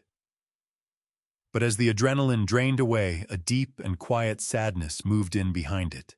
I sat in the dark, turning over those dates on the documents, the planning behind them, the cold arithmetic of it all.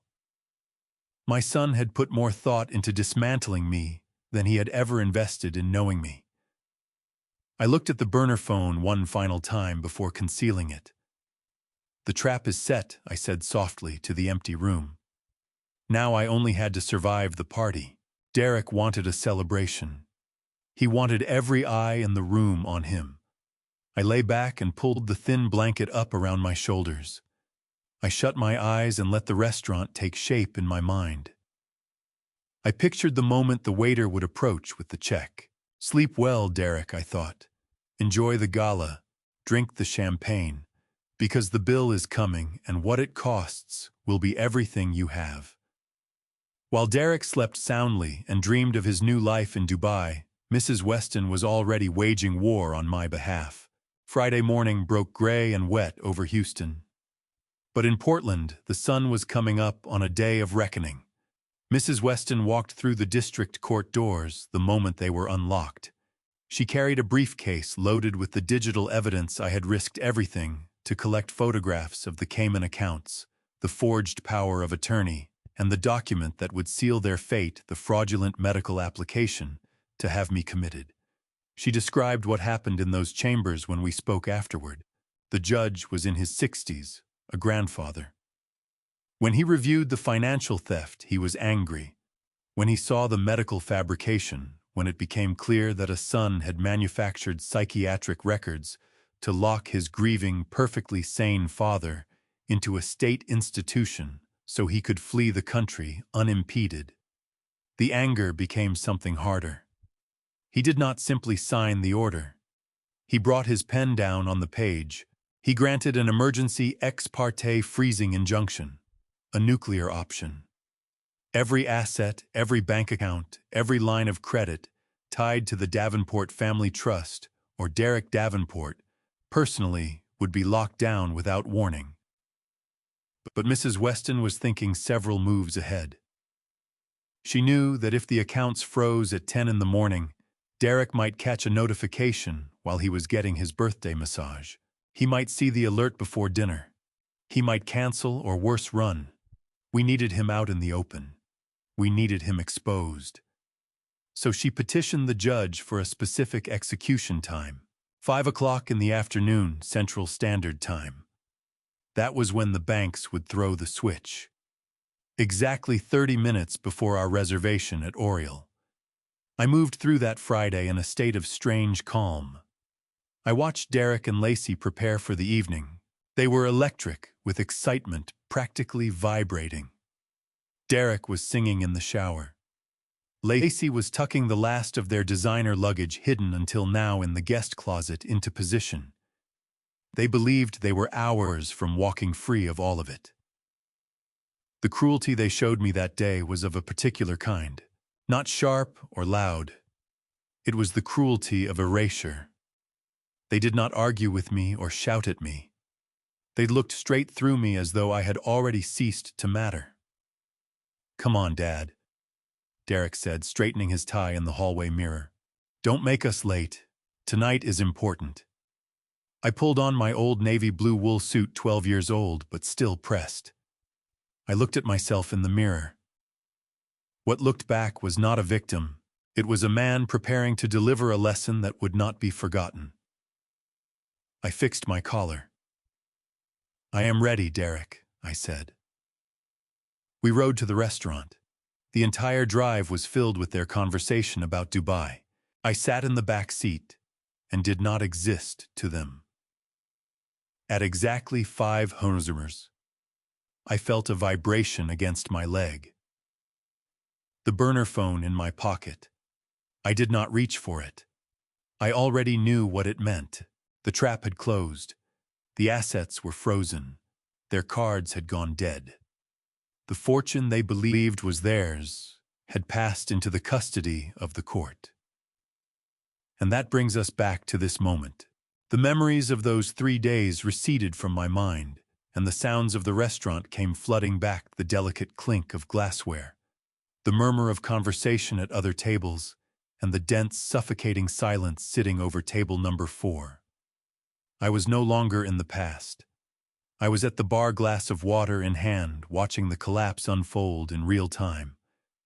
The waiter still stood there holding the declined Visa card, shifting his weight with visible discomfort. "Sir, do you have another form of payment?" he asked, keeping his voice low.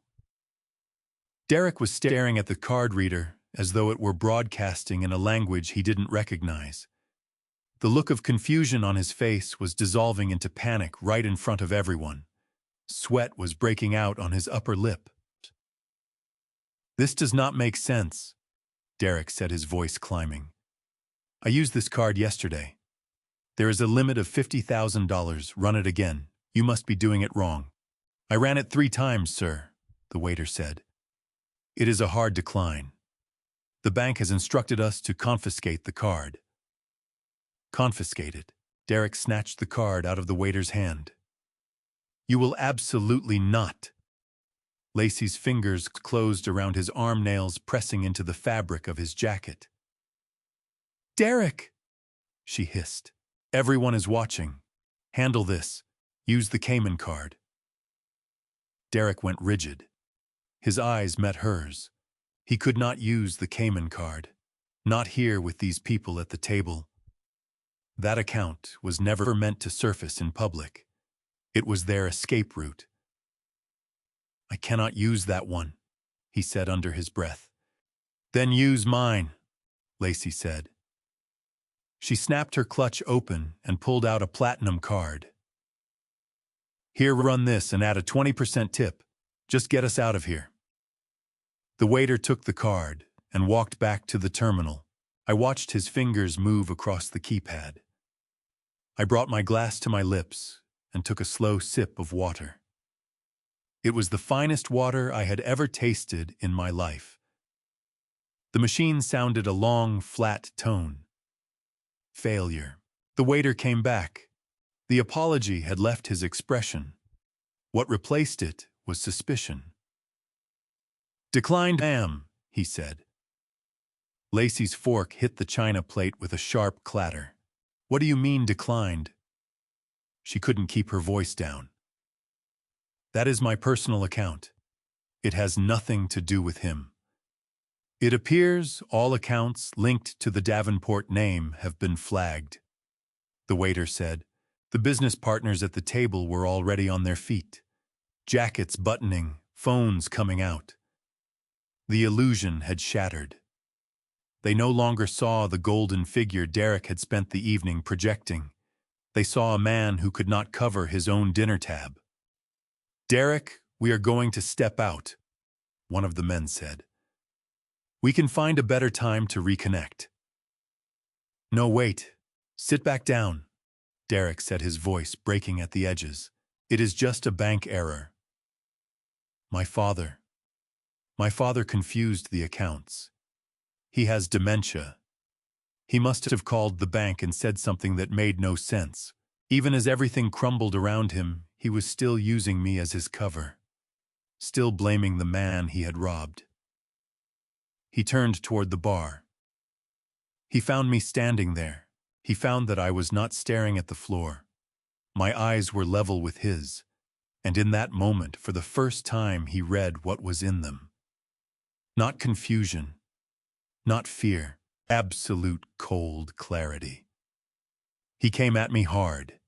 He sent a chair skidding across the floor in his rush. He looked unhinged. "Dad," he shouted, "what did you do? What did you do to the accounts?"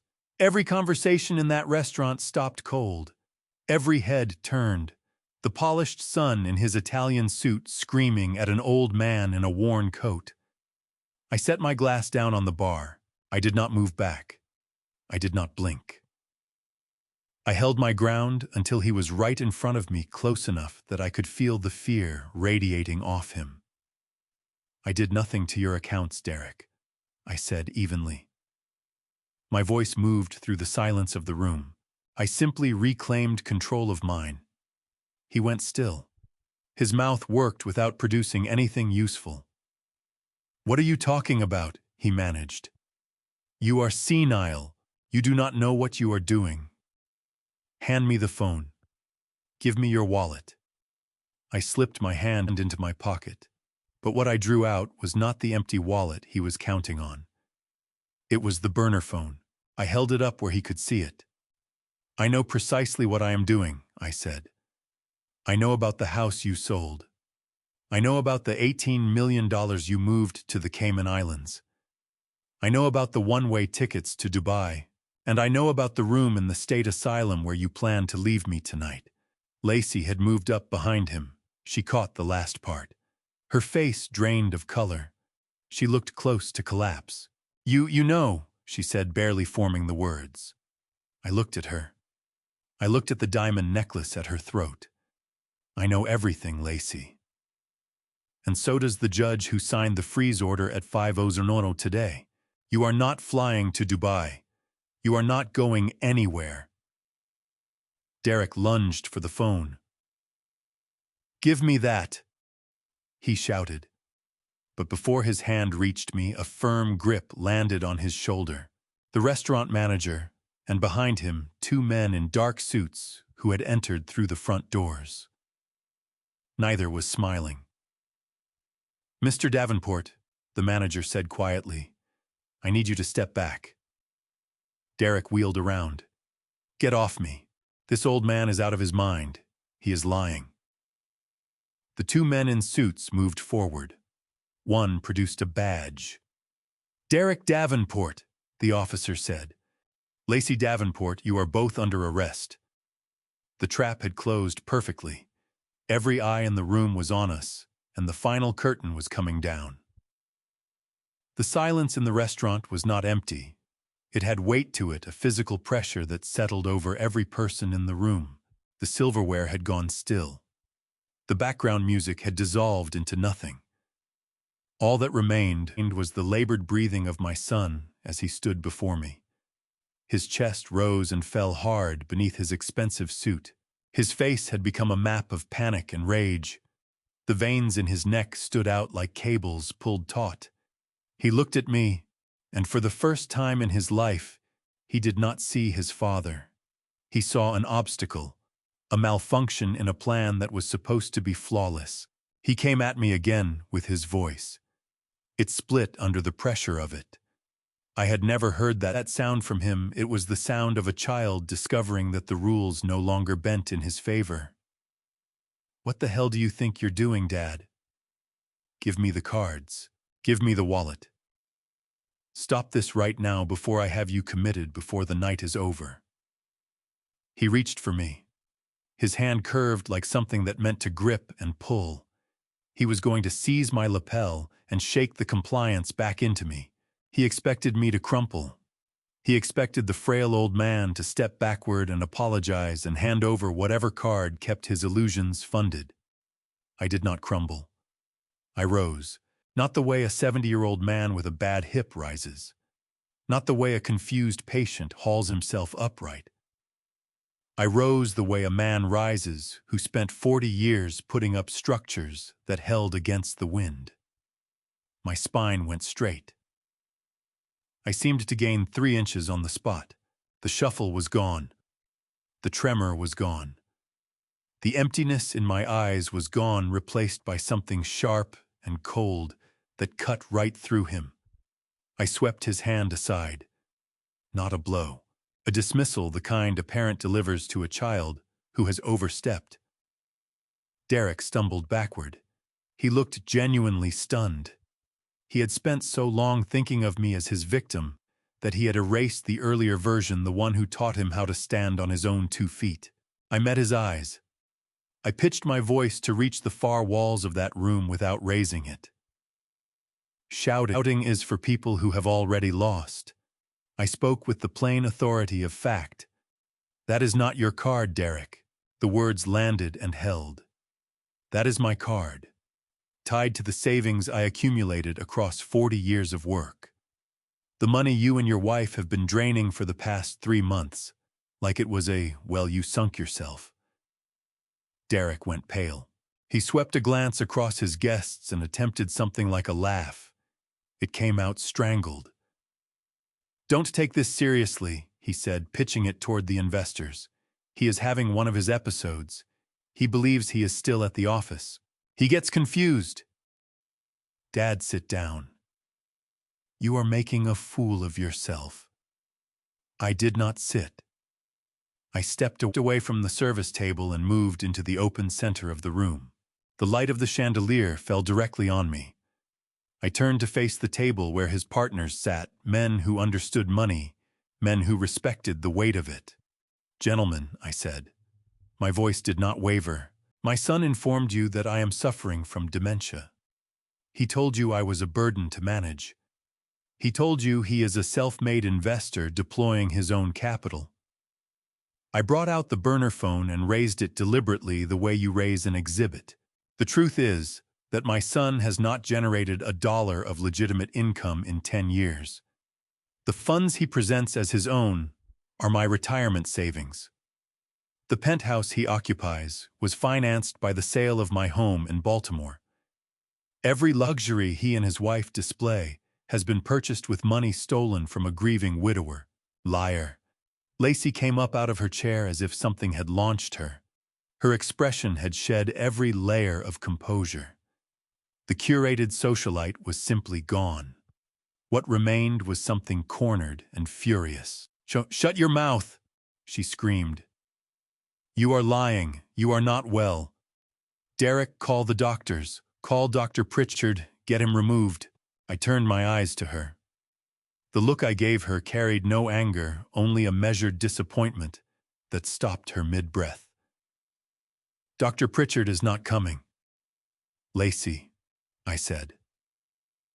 "I submitted his fraudulent medical report to the state medical board this afternoon, along with a copy to the district attorney." The color left her face so completely and so fast, she looked like something hollowed out. She grabbed the table edge to stay upright. Derek looked at her, then back at me, shaking his head. "No, no, you are bluffing. You cannot do that.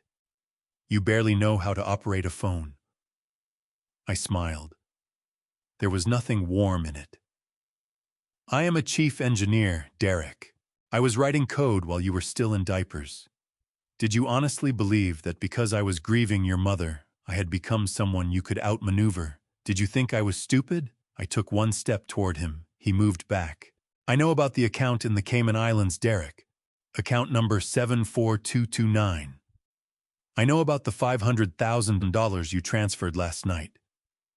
I know about the one-way tickets to Dubai on Emirates Flight 202 departing tomorrow morning." His knees buckled. He grabbed the back of a chair and held on. The guests made an audible sound. The specificity of those details landed on the room like something physical. These were not the wanderings of a confused old man. This was a criminal charge read aloud, but I was not finished. There was one more thing to say. The hardest blow, the one I had been carrying all the way to this table. "And I know what you had planned for tonight, Derek."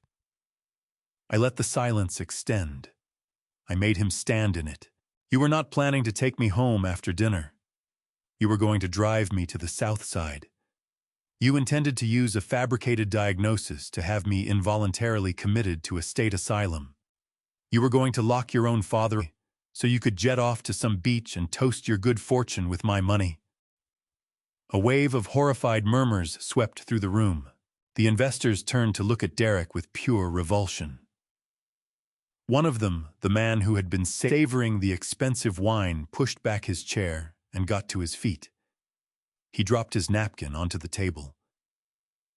"Is this true, Davenport?" the man asked, his voice saturated with contempt. "Were you going to lock up your own father?" Derek tried to find words. It's complicated. He needs care. It was for his own good. It was for your greed," I cut in. "It was because you are too gutless to earn a living and too hollow to love anyone. You are not a businessman, Derek. You are a thief, and you are a disgrace to the Davenport name." That landed like a blade. The humiliation was complete. He scanned the room and found not a single ally. What he found was judgment, only judgment. He could see the end of his social standing, the end of his career, the end of any freedom he'd imagined for himself. Lacey let out a raw, guttural scream. She came completely apart. She snatched a steak knife from the table, silver, heavy, wickedly sharp. "You destroyed everything," she shrieked. "You miserable old leech! I will kill you." She came at me, fast propelled by the fury of a narcissist who had lost everything she fed on. The knife rose in her hand. I didn't flinch. I didn't need to. Before she had covered 2 steps, a large hand closed around her wrist. The restaurant manager. He had been positioned and waiting. With practiced efficiency, he wrenched her arm behind her back. The knife hit the floor with a metallic clang that rang out like a funeral bell tolling across the room. "Let me go!" she shrieked, writhing and kicking. "He's the criminal! He stole our lives!" "That is quite enough, madam," the manager said, his voice level and unyielding. At that instant, the restaurant's front doors flew open. The cold Houston wind rushed in, followed by 2 officers from the Houston Police Department and 2 agents wearing federal jackets. They crossed the floor with grim, purposeful strides. Derek saw them. His body seemed to collapse into the chair. He buried his face in his hands. He understood it was finished. He began to cry, not the tears of a man who regrets what he did, but the tears of a man who regrets getting caught. I watched them come toward us. A strange weightlessness settled in my chest. 3 months of fear, of performance, of swallowing my own rage and pride, all of it had lifted at once. I glanced at the waiter, who was still holding the bill, staring at me with wide, astonished eyes. I reached into my breast pocket. I drew out my new debit card, the one Mrs. Weston had helped me open just hours before, linked to the one account Derek had never been able to touch. "I'll cover the bill," I told the waiter. "But sir," he stammered, "after all of this, you still want to pay." I looked at Derek weeping in his chair. I looked at Lacey being handcuffed by an officer screaming obscenities into the air. "Yes," I said quietly. "Call it a severance package. The last thing I will ever give them." I handed over the card. Then I turned to face the table of investors who watched me in stunned silence. "My apologies for the disruption, gentlemen," I said, straightening my cuffs. "It appears the evening has run its course." I walked to the window and gazed out at the city lights below. I did not turn around as the police read them their rights. I did not turn around as they were marched out in handcuffs past every diner they had worked so hard to impress. I simply studied the reflection of an old man in the glass. He looked tired, but he was standing straight, and for the first time in far too long, he was free. The officers moved with a heavy professional efficiency that drained whatever air remained in the room. 4 of them, in all 2 uniformed officers from the Houston Police Department, and 2 men in suits who presented themselves as federal agents. No shouting, no theatrics. They simply absorbed control of the space with a quiet, terrifying authority. The restaurant manager released Lacey's arm and stepped away, wiping his palms on his trousers, as though he had touched something foul. One of the officers immediately seized her wrist and drew it behind her back.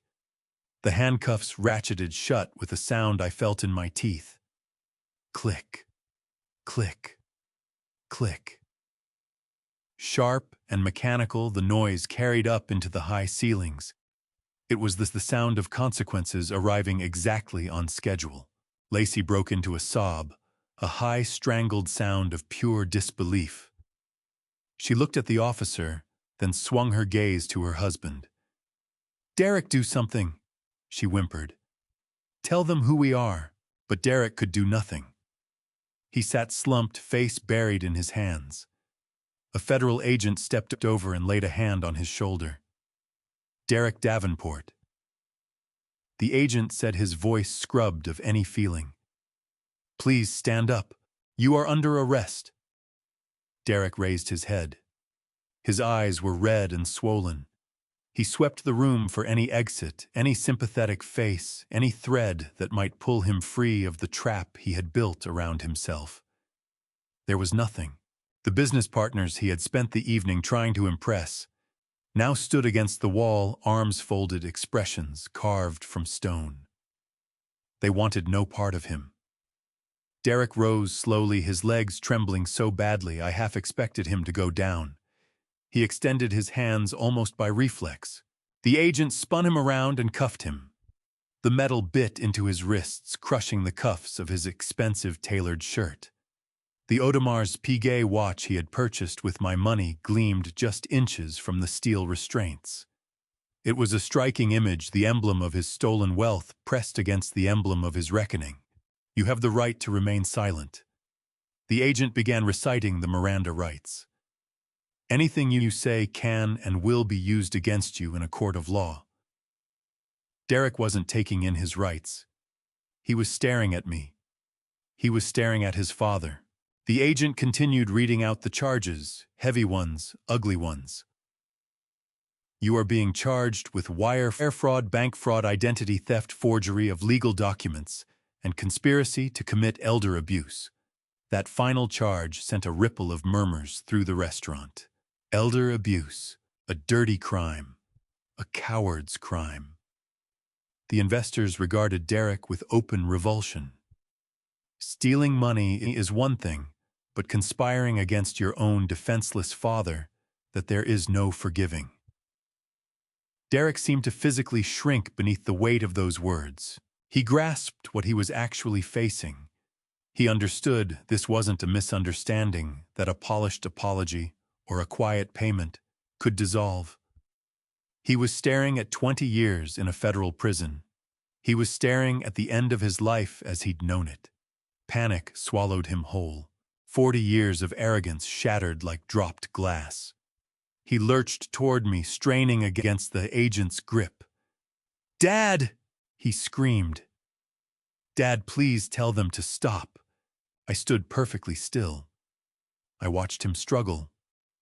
I watched the tears streaming down his face, the desperation carved into every line of him. He looked pathetic. He looked like a child who had smashed something precious and was terrified of the reckoning, but he had broken far more than something fragile and replaceable. He had broken a family. "Dad, look at me." He pleaded, his voice splintering. "It's me. It's Derek. I'm your son. You can't let them take me. I'm your own flesh and blood." The agent hauled him back. "Easy, Mr. Davenport. Don't make this harder than it has to be." Derek ignored him. His eyes stayed locked on mine. He was begging now without a shred of the pride he'd carried all his life. "Dad, I'm sorry." "Okay, I'm sorry about the money. We'll give it back. Every cent. Just tell them it was a misunderstanding. Tell them you gave us permission. Please, Dad, you can't send your own son to prison. It will destroy me. I won't survive in there." He was sobbing openly now, loud, ugly, broken sounds that shook his whole frame. "I'm your boy, Dad. Remember, you used to take me to baseball games. You used to carry me on your shoulders. You love me, I know you do. Please don't do this." The room held its breath, waiting for my answer. They wanted to know whether the old man would break, whether blood ran thicker than betrayal. I felt an ache rise in my chest, sharp, physical, undeniable. He was right about that. I did remember the baseball games. I remembered hoisting him onto my shoulders.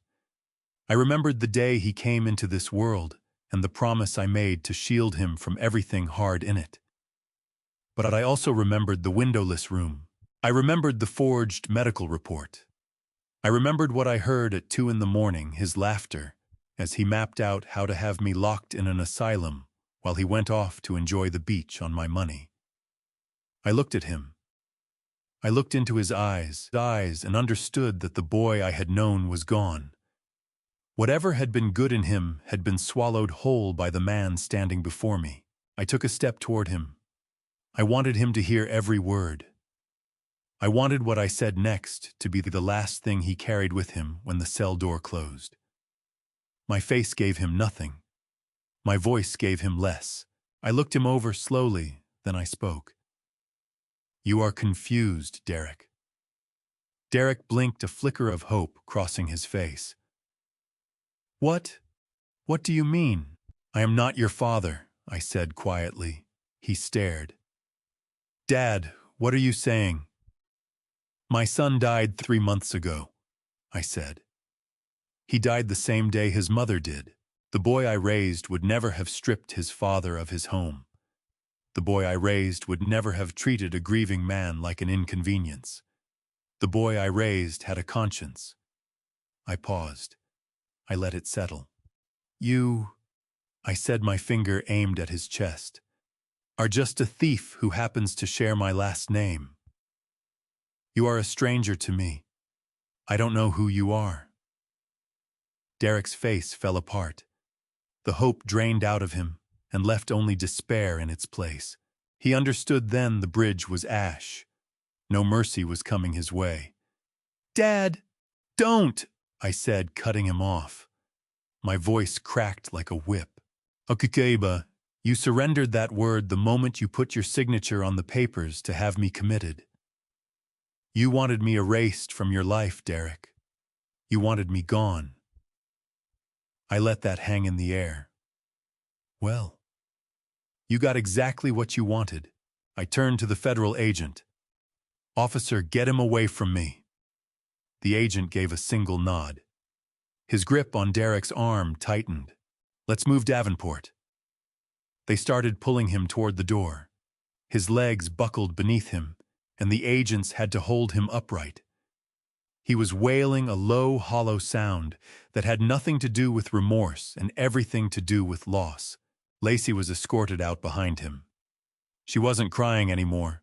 She was cursing, spitting poison at anyone who dared look her way. You are all jealous, she screamed. Every last one of you is a loser. The diners sat in silence as the procession of shame made its way to the exit. Through the front windows, the blue lights of the police cruisers strobed in the dark, washing the restaurant in a cold, rhythmic pulse. I watched them go. I watched the door swing shut behind them, cutting off the noise, the sirens, the screaming. The quiet that returned to the room was a different kind of quiet. Not the silence of something about to break. The silence of something that already had and was finally over. I stood in the center of that room by myself. My heart was in pieces, but my head was high. I had done the hardest thing a father can be asked to do. I had amputated a part of myself to survive. The restaurant manager came to my side. He looked unsettled. Mr. Davenport, he said carefully, can I get you a chair, a glass of brandy, perhaps? I looked at him. The exhaustion I felt went all the way to the marrow. But beneath it, something had lifted. The dread was gone. The constant weight of it gone. No, thank you, I told him. I think I just want to go home. But sir, you have no home. He said it gently. I heard what was said. They sold your house. I smiled. It was a tired smile, but it was real. Where I have a daughter in Portland, I said. And I have a plane ticket.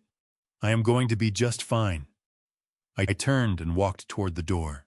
I passed the table where I had sat alone not an hour before. The glass of water was still there untouched. I left it. I stepped out into the cool Houston night. The rain had stopped. The air was clean. I watched the police cruisers disappear into the distance, carrying the wreckage of everything I had lost. I pulled a long breath into my lungs. I was 70 years old. I was without a home. I was alone. But I was free.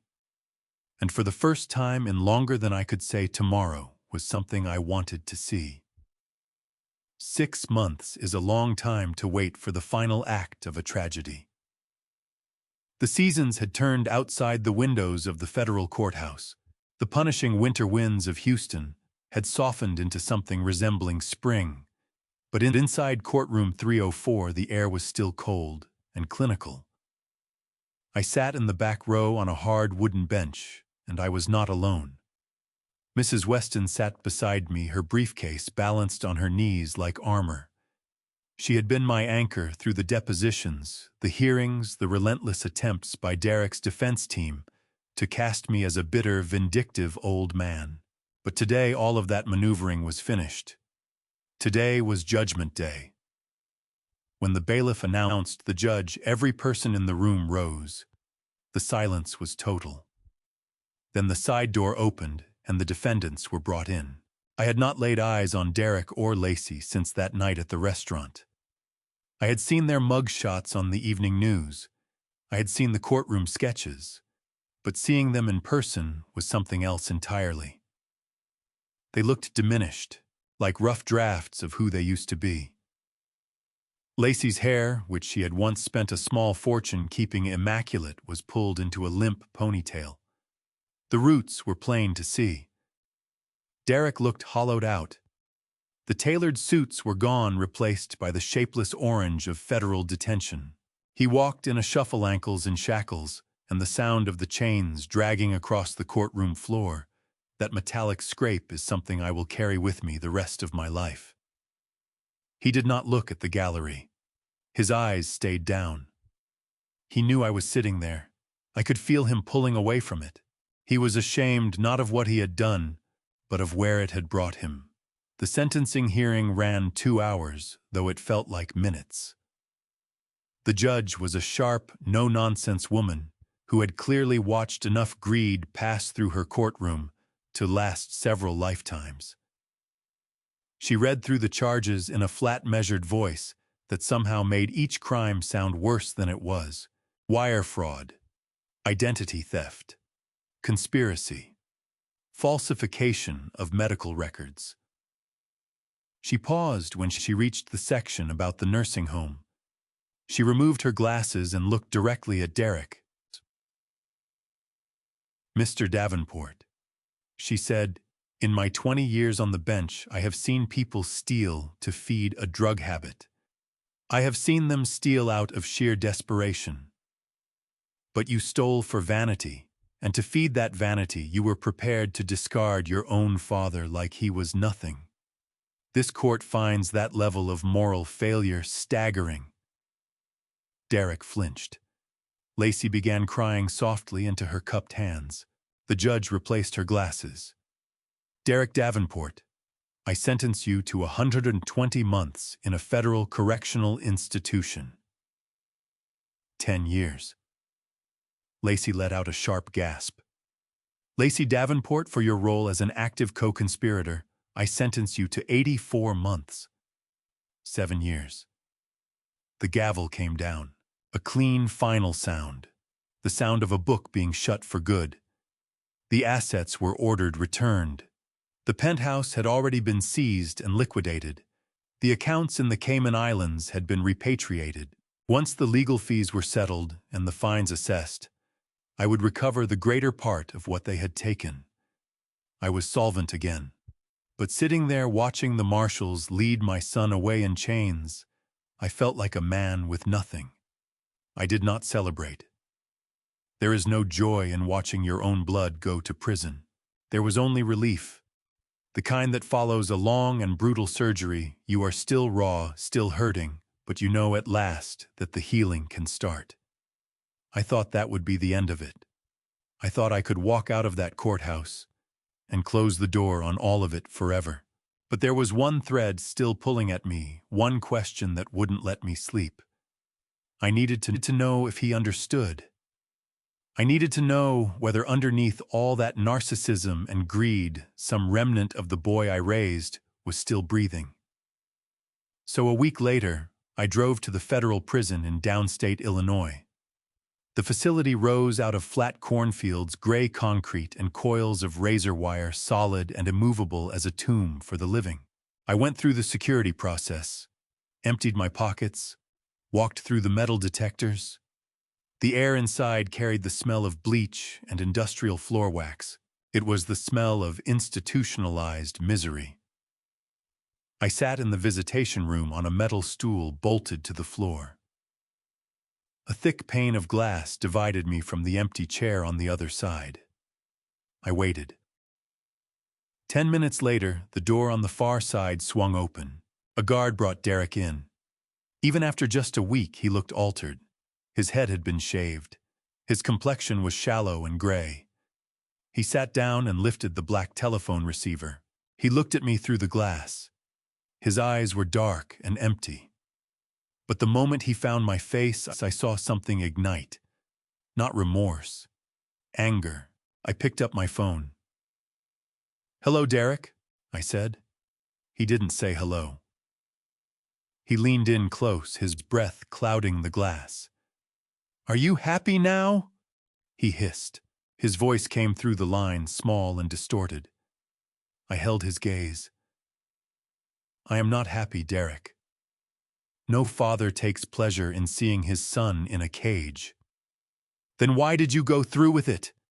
he snapped. "Why didn't you accept the plea deal? Why did you have to testify? You could have asked them for leniency.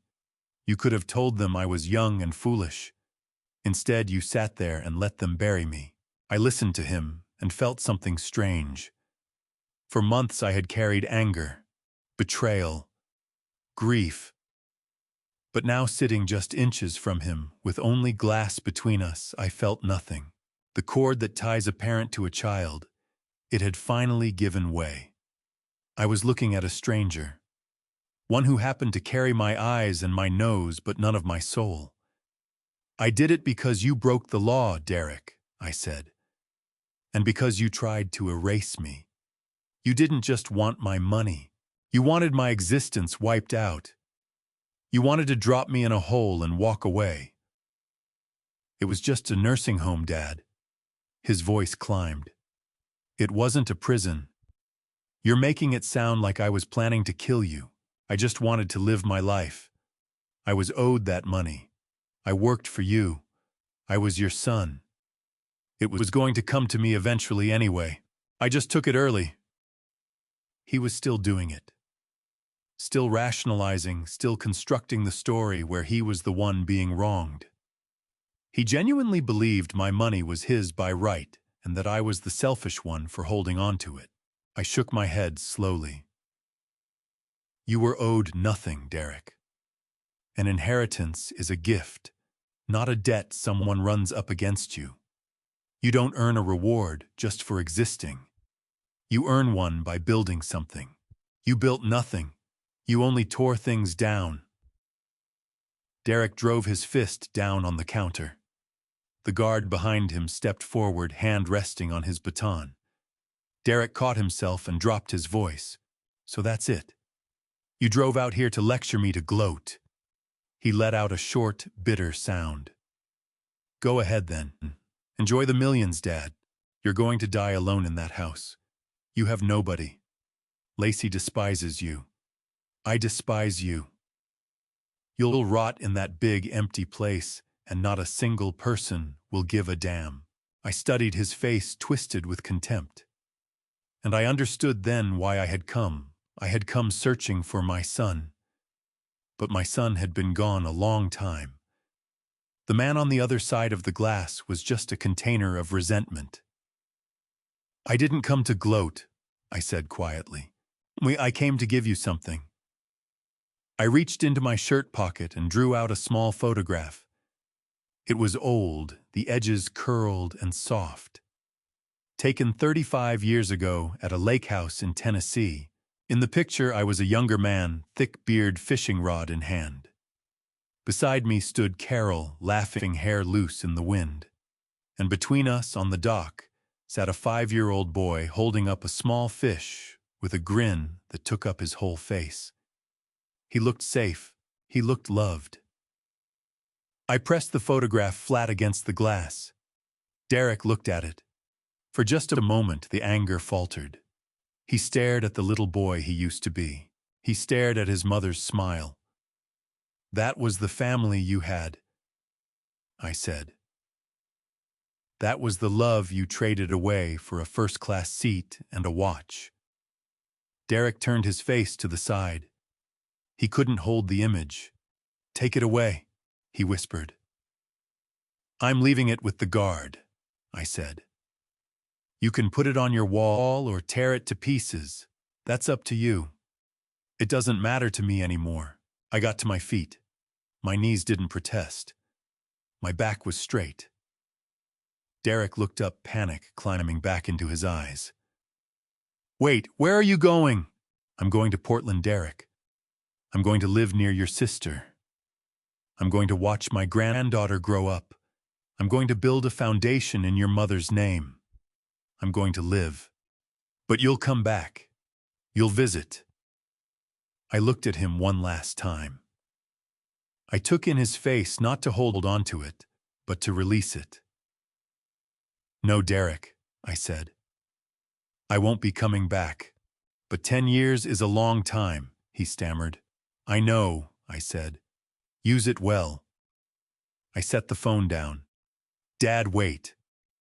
Derek's voice came through the glass, muffled and desperate. "Dad, don't walk away. Dad." I turned my back on him. I walked toward the heavy steel door. I could hear him striking the glass behind me, calling out, but I did not slow down. I did not turn around. I signaled to the guard. The buzzer sounded loud and flat. The official noise of a visit concluded. I stepped into the hallway. The door clanged shut and his voice was gone. The silence that filled the space was something close to beautiful. I walked the long corridor, out past other visitors, past checkpoints, past guards. I walked out into the sunlight. I found my rental car and settled into the driver's seat. I drew a long breath, checked my mirror, put it in gear. I drove away from the prison, down toward the highway, toward the airport, toward my life. I was Frank Davenport. I was 70 years old. And for the first time in longer than I could remember, the road stretching out ahead of me was clear. It has been 1 year since I walked out of that prison visitation room and left my son behind. The seasons have completed a full turn. The bitter winter of Houston is nothing but a memory, now replaced by the soft, steady rain of the Pacific Northwest. I did exactly what I said I would. I moved to Portland. I bought a small house not far from where Renee and her husband live. It is not a penthouse. There are no marble floors or gold-plated fixtures. It is a craftsman cottage with a creaky front porch and a garden that was badly in need of someone's attention. I love every square foot of it because it is mine. My name is on the deed. My name appears on the utility bills. And when I turn the lock at night, the key is in my hand. Renee comes by every Sunday. We cook together. We talk about everything and nothing in particular. Sometimes I sit and watch her playing with her daughter, my granddaughter Zoe, and a tightness rises in my throat. I see the same spark in Zoe's eyes that I used to see in Derek's. This time I am paying closer attention. I am making sure that alongside the love we are teaching her the worth of work, the worth of $1, and above everything else, the worth of respect. Recovering my assets took time, but Mrs. Weston was relentless. She clawed back nearly everything Derek and Lacey had taken. The apartment was sold. The cars went to auction. The offshore accounts were emptied. When the final amount landed in my account, I looked at the figure. It was millions of dollars, enough to live in comfort for the rest of my days, enough to buy a yacht, a mansion, whatever a man might want. But I had no use for a yacht, no appetite for a mansion. I had learned the costly lesson that money stripped of purpose is simply a target. So I held back enough to live well. I set aside a protected trust for Zoe's education, one she cannot access until she is 30 and has built a career of her own. And then I took what remained and went to see a lawyer, not to draft a will, but to start a fight. I established the Carol Davenport Foundation. We opened our doors 3 months ago. The mission is straightforward: We provide serious legal defense and financial forensic services to elderly people being preyed upon by their own families. We stand beside the grandmothers who were manipulated into signing away their homes. We stand beside the grandfathers whose pensions are being quietly drained by children with addictions. We stand beside the people who are too humiliated to admit that someone they raised and loved has turned against them. I go into the office 3 days a week. I sit with these people. I hold their hands. I tell them my story. I see the shame sitting in their eyes, the same shame that burned in mine that night at the restaurant. And I tell them it is not their fault. I tell them that love is not a flaw even when someone turned it into a weapon against them. Last week we helped a retired teacher reclaim her home from a nephew who had forged her signature on the documents. When the gavel came down and the judge ruled in her favor, she wrapped her arms around me in the hallway. She was in tears. "Mr. Davenport," she said, "you saved my life." I told her, "No, madam, you saved yourself. I simply handed you the sword. That is what I am building now. Not bridges, not skyscrapers, dignity. I am restoring the dignity of people who believed their lives were finished, but there was one final conversation still waiting. One last piece of unfinished business before I could close the book on the tragedy of the Davenport family. Last Tuesday, I flew back to Baltimore. It was a sharp autumn day. The trees were lit up in burning red and orange exactly the way Carol always loved them. I rented a car and drove out to the quiet cemetery where we had laid her to rest.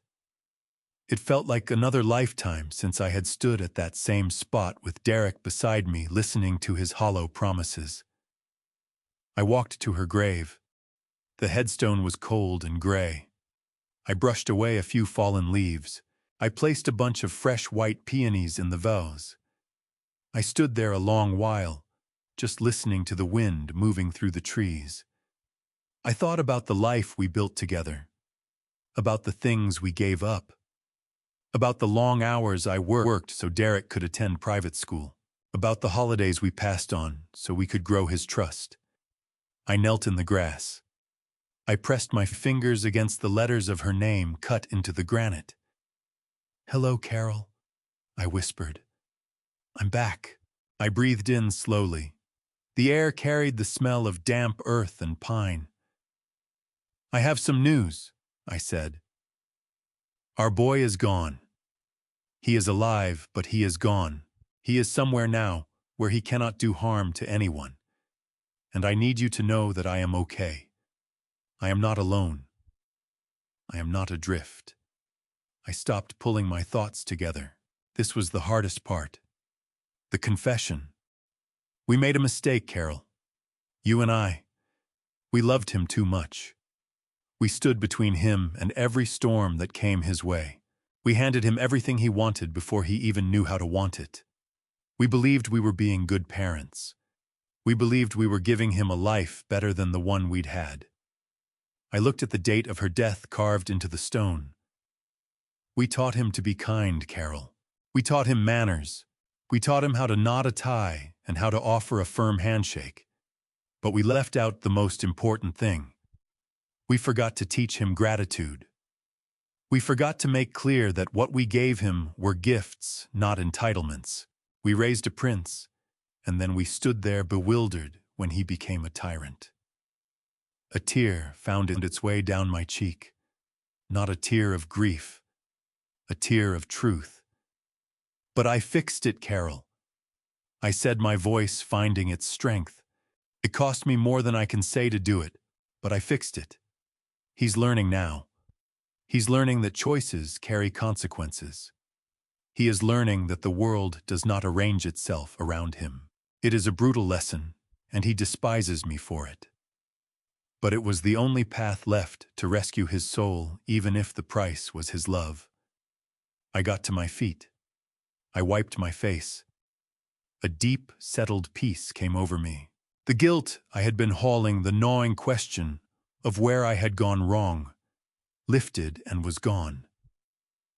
I had given everything I had. And when that wasn't enough, I had done what had to be done. I looked at the headstone one final time. Rest easy, my love. I will find you again one day. But not yet. There is still too much work left to do. I walked back to the car. I drove to the airport. If you've stayed with me to the end of this story, then you already understand that some wounds don't heal quickly, and some choices, even the right ones, leave marks that never fully fade. Looking back now, I understand what this whole ordeal cost me. It cost me the version of my son I had carried in my heart for 40 years. It cost me the story I told myself about the family I had built. What it taught me was harder and truer than anything I expected, that protecting yourself is not a betrayal of love, it is an act of it. I believe God puts certain trials in a person's path, not to break them, but to burn away everything that was never real to begin with. What is left after that fire is what matters. Here is what I would tell anyone sitting where I once sat. Do not confuse love with silence. Speaking up when someone wrongs you is not cruelty. Staying quiet and letting it continue is. If someone treats your trust as a resource to be mined, document everything. Evidence is the only language a court or a conscience will accept. An inheritance is a gift, never a debt. Raise your children to earn their own lives, or you may one day pay a price you never expected. And if you ever find yourself starting over at 70 homeless alone and wondering how it came to this, know that it is not too late. The road ahead can still be clear. If this story moved you, I would ask you to share it with someone who might need to hear it. And if you have not yet subscribed to Dad Revenge, this is your moment. Leave a comment and tell me what stayed with you. Thank you for listening. I will see you in the next one.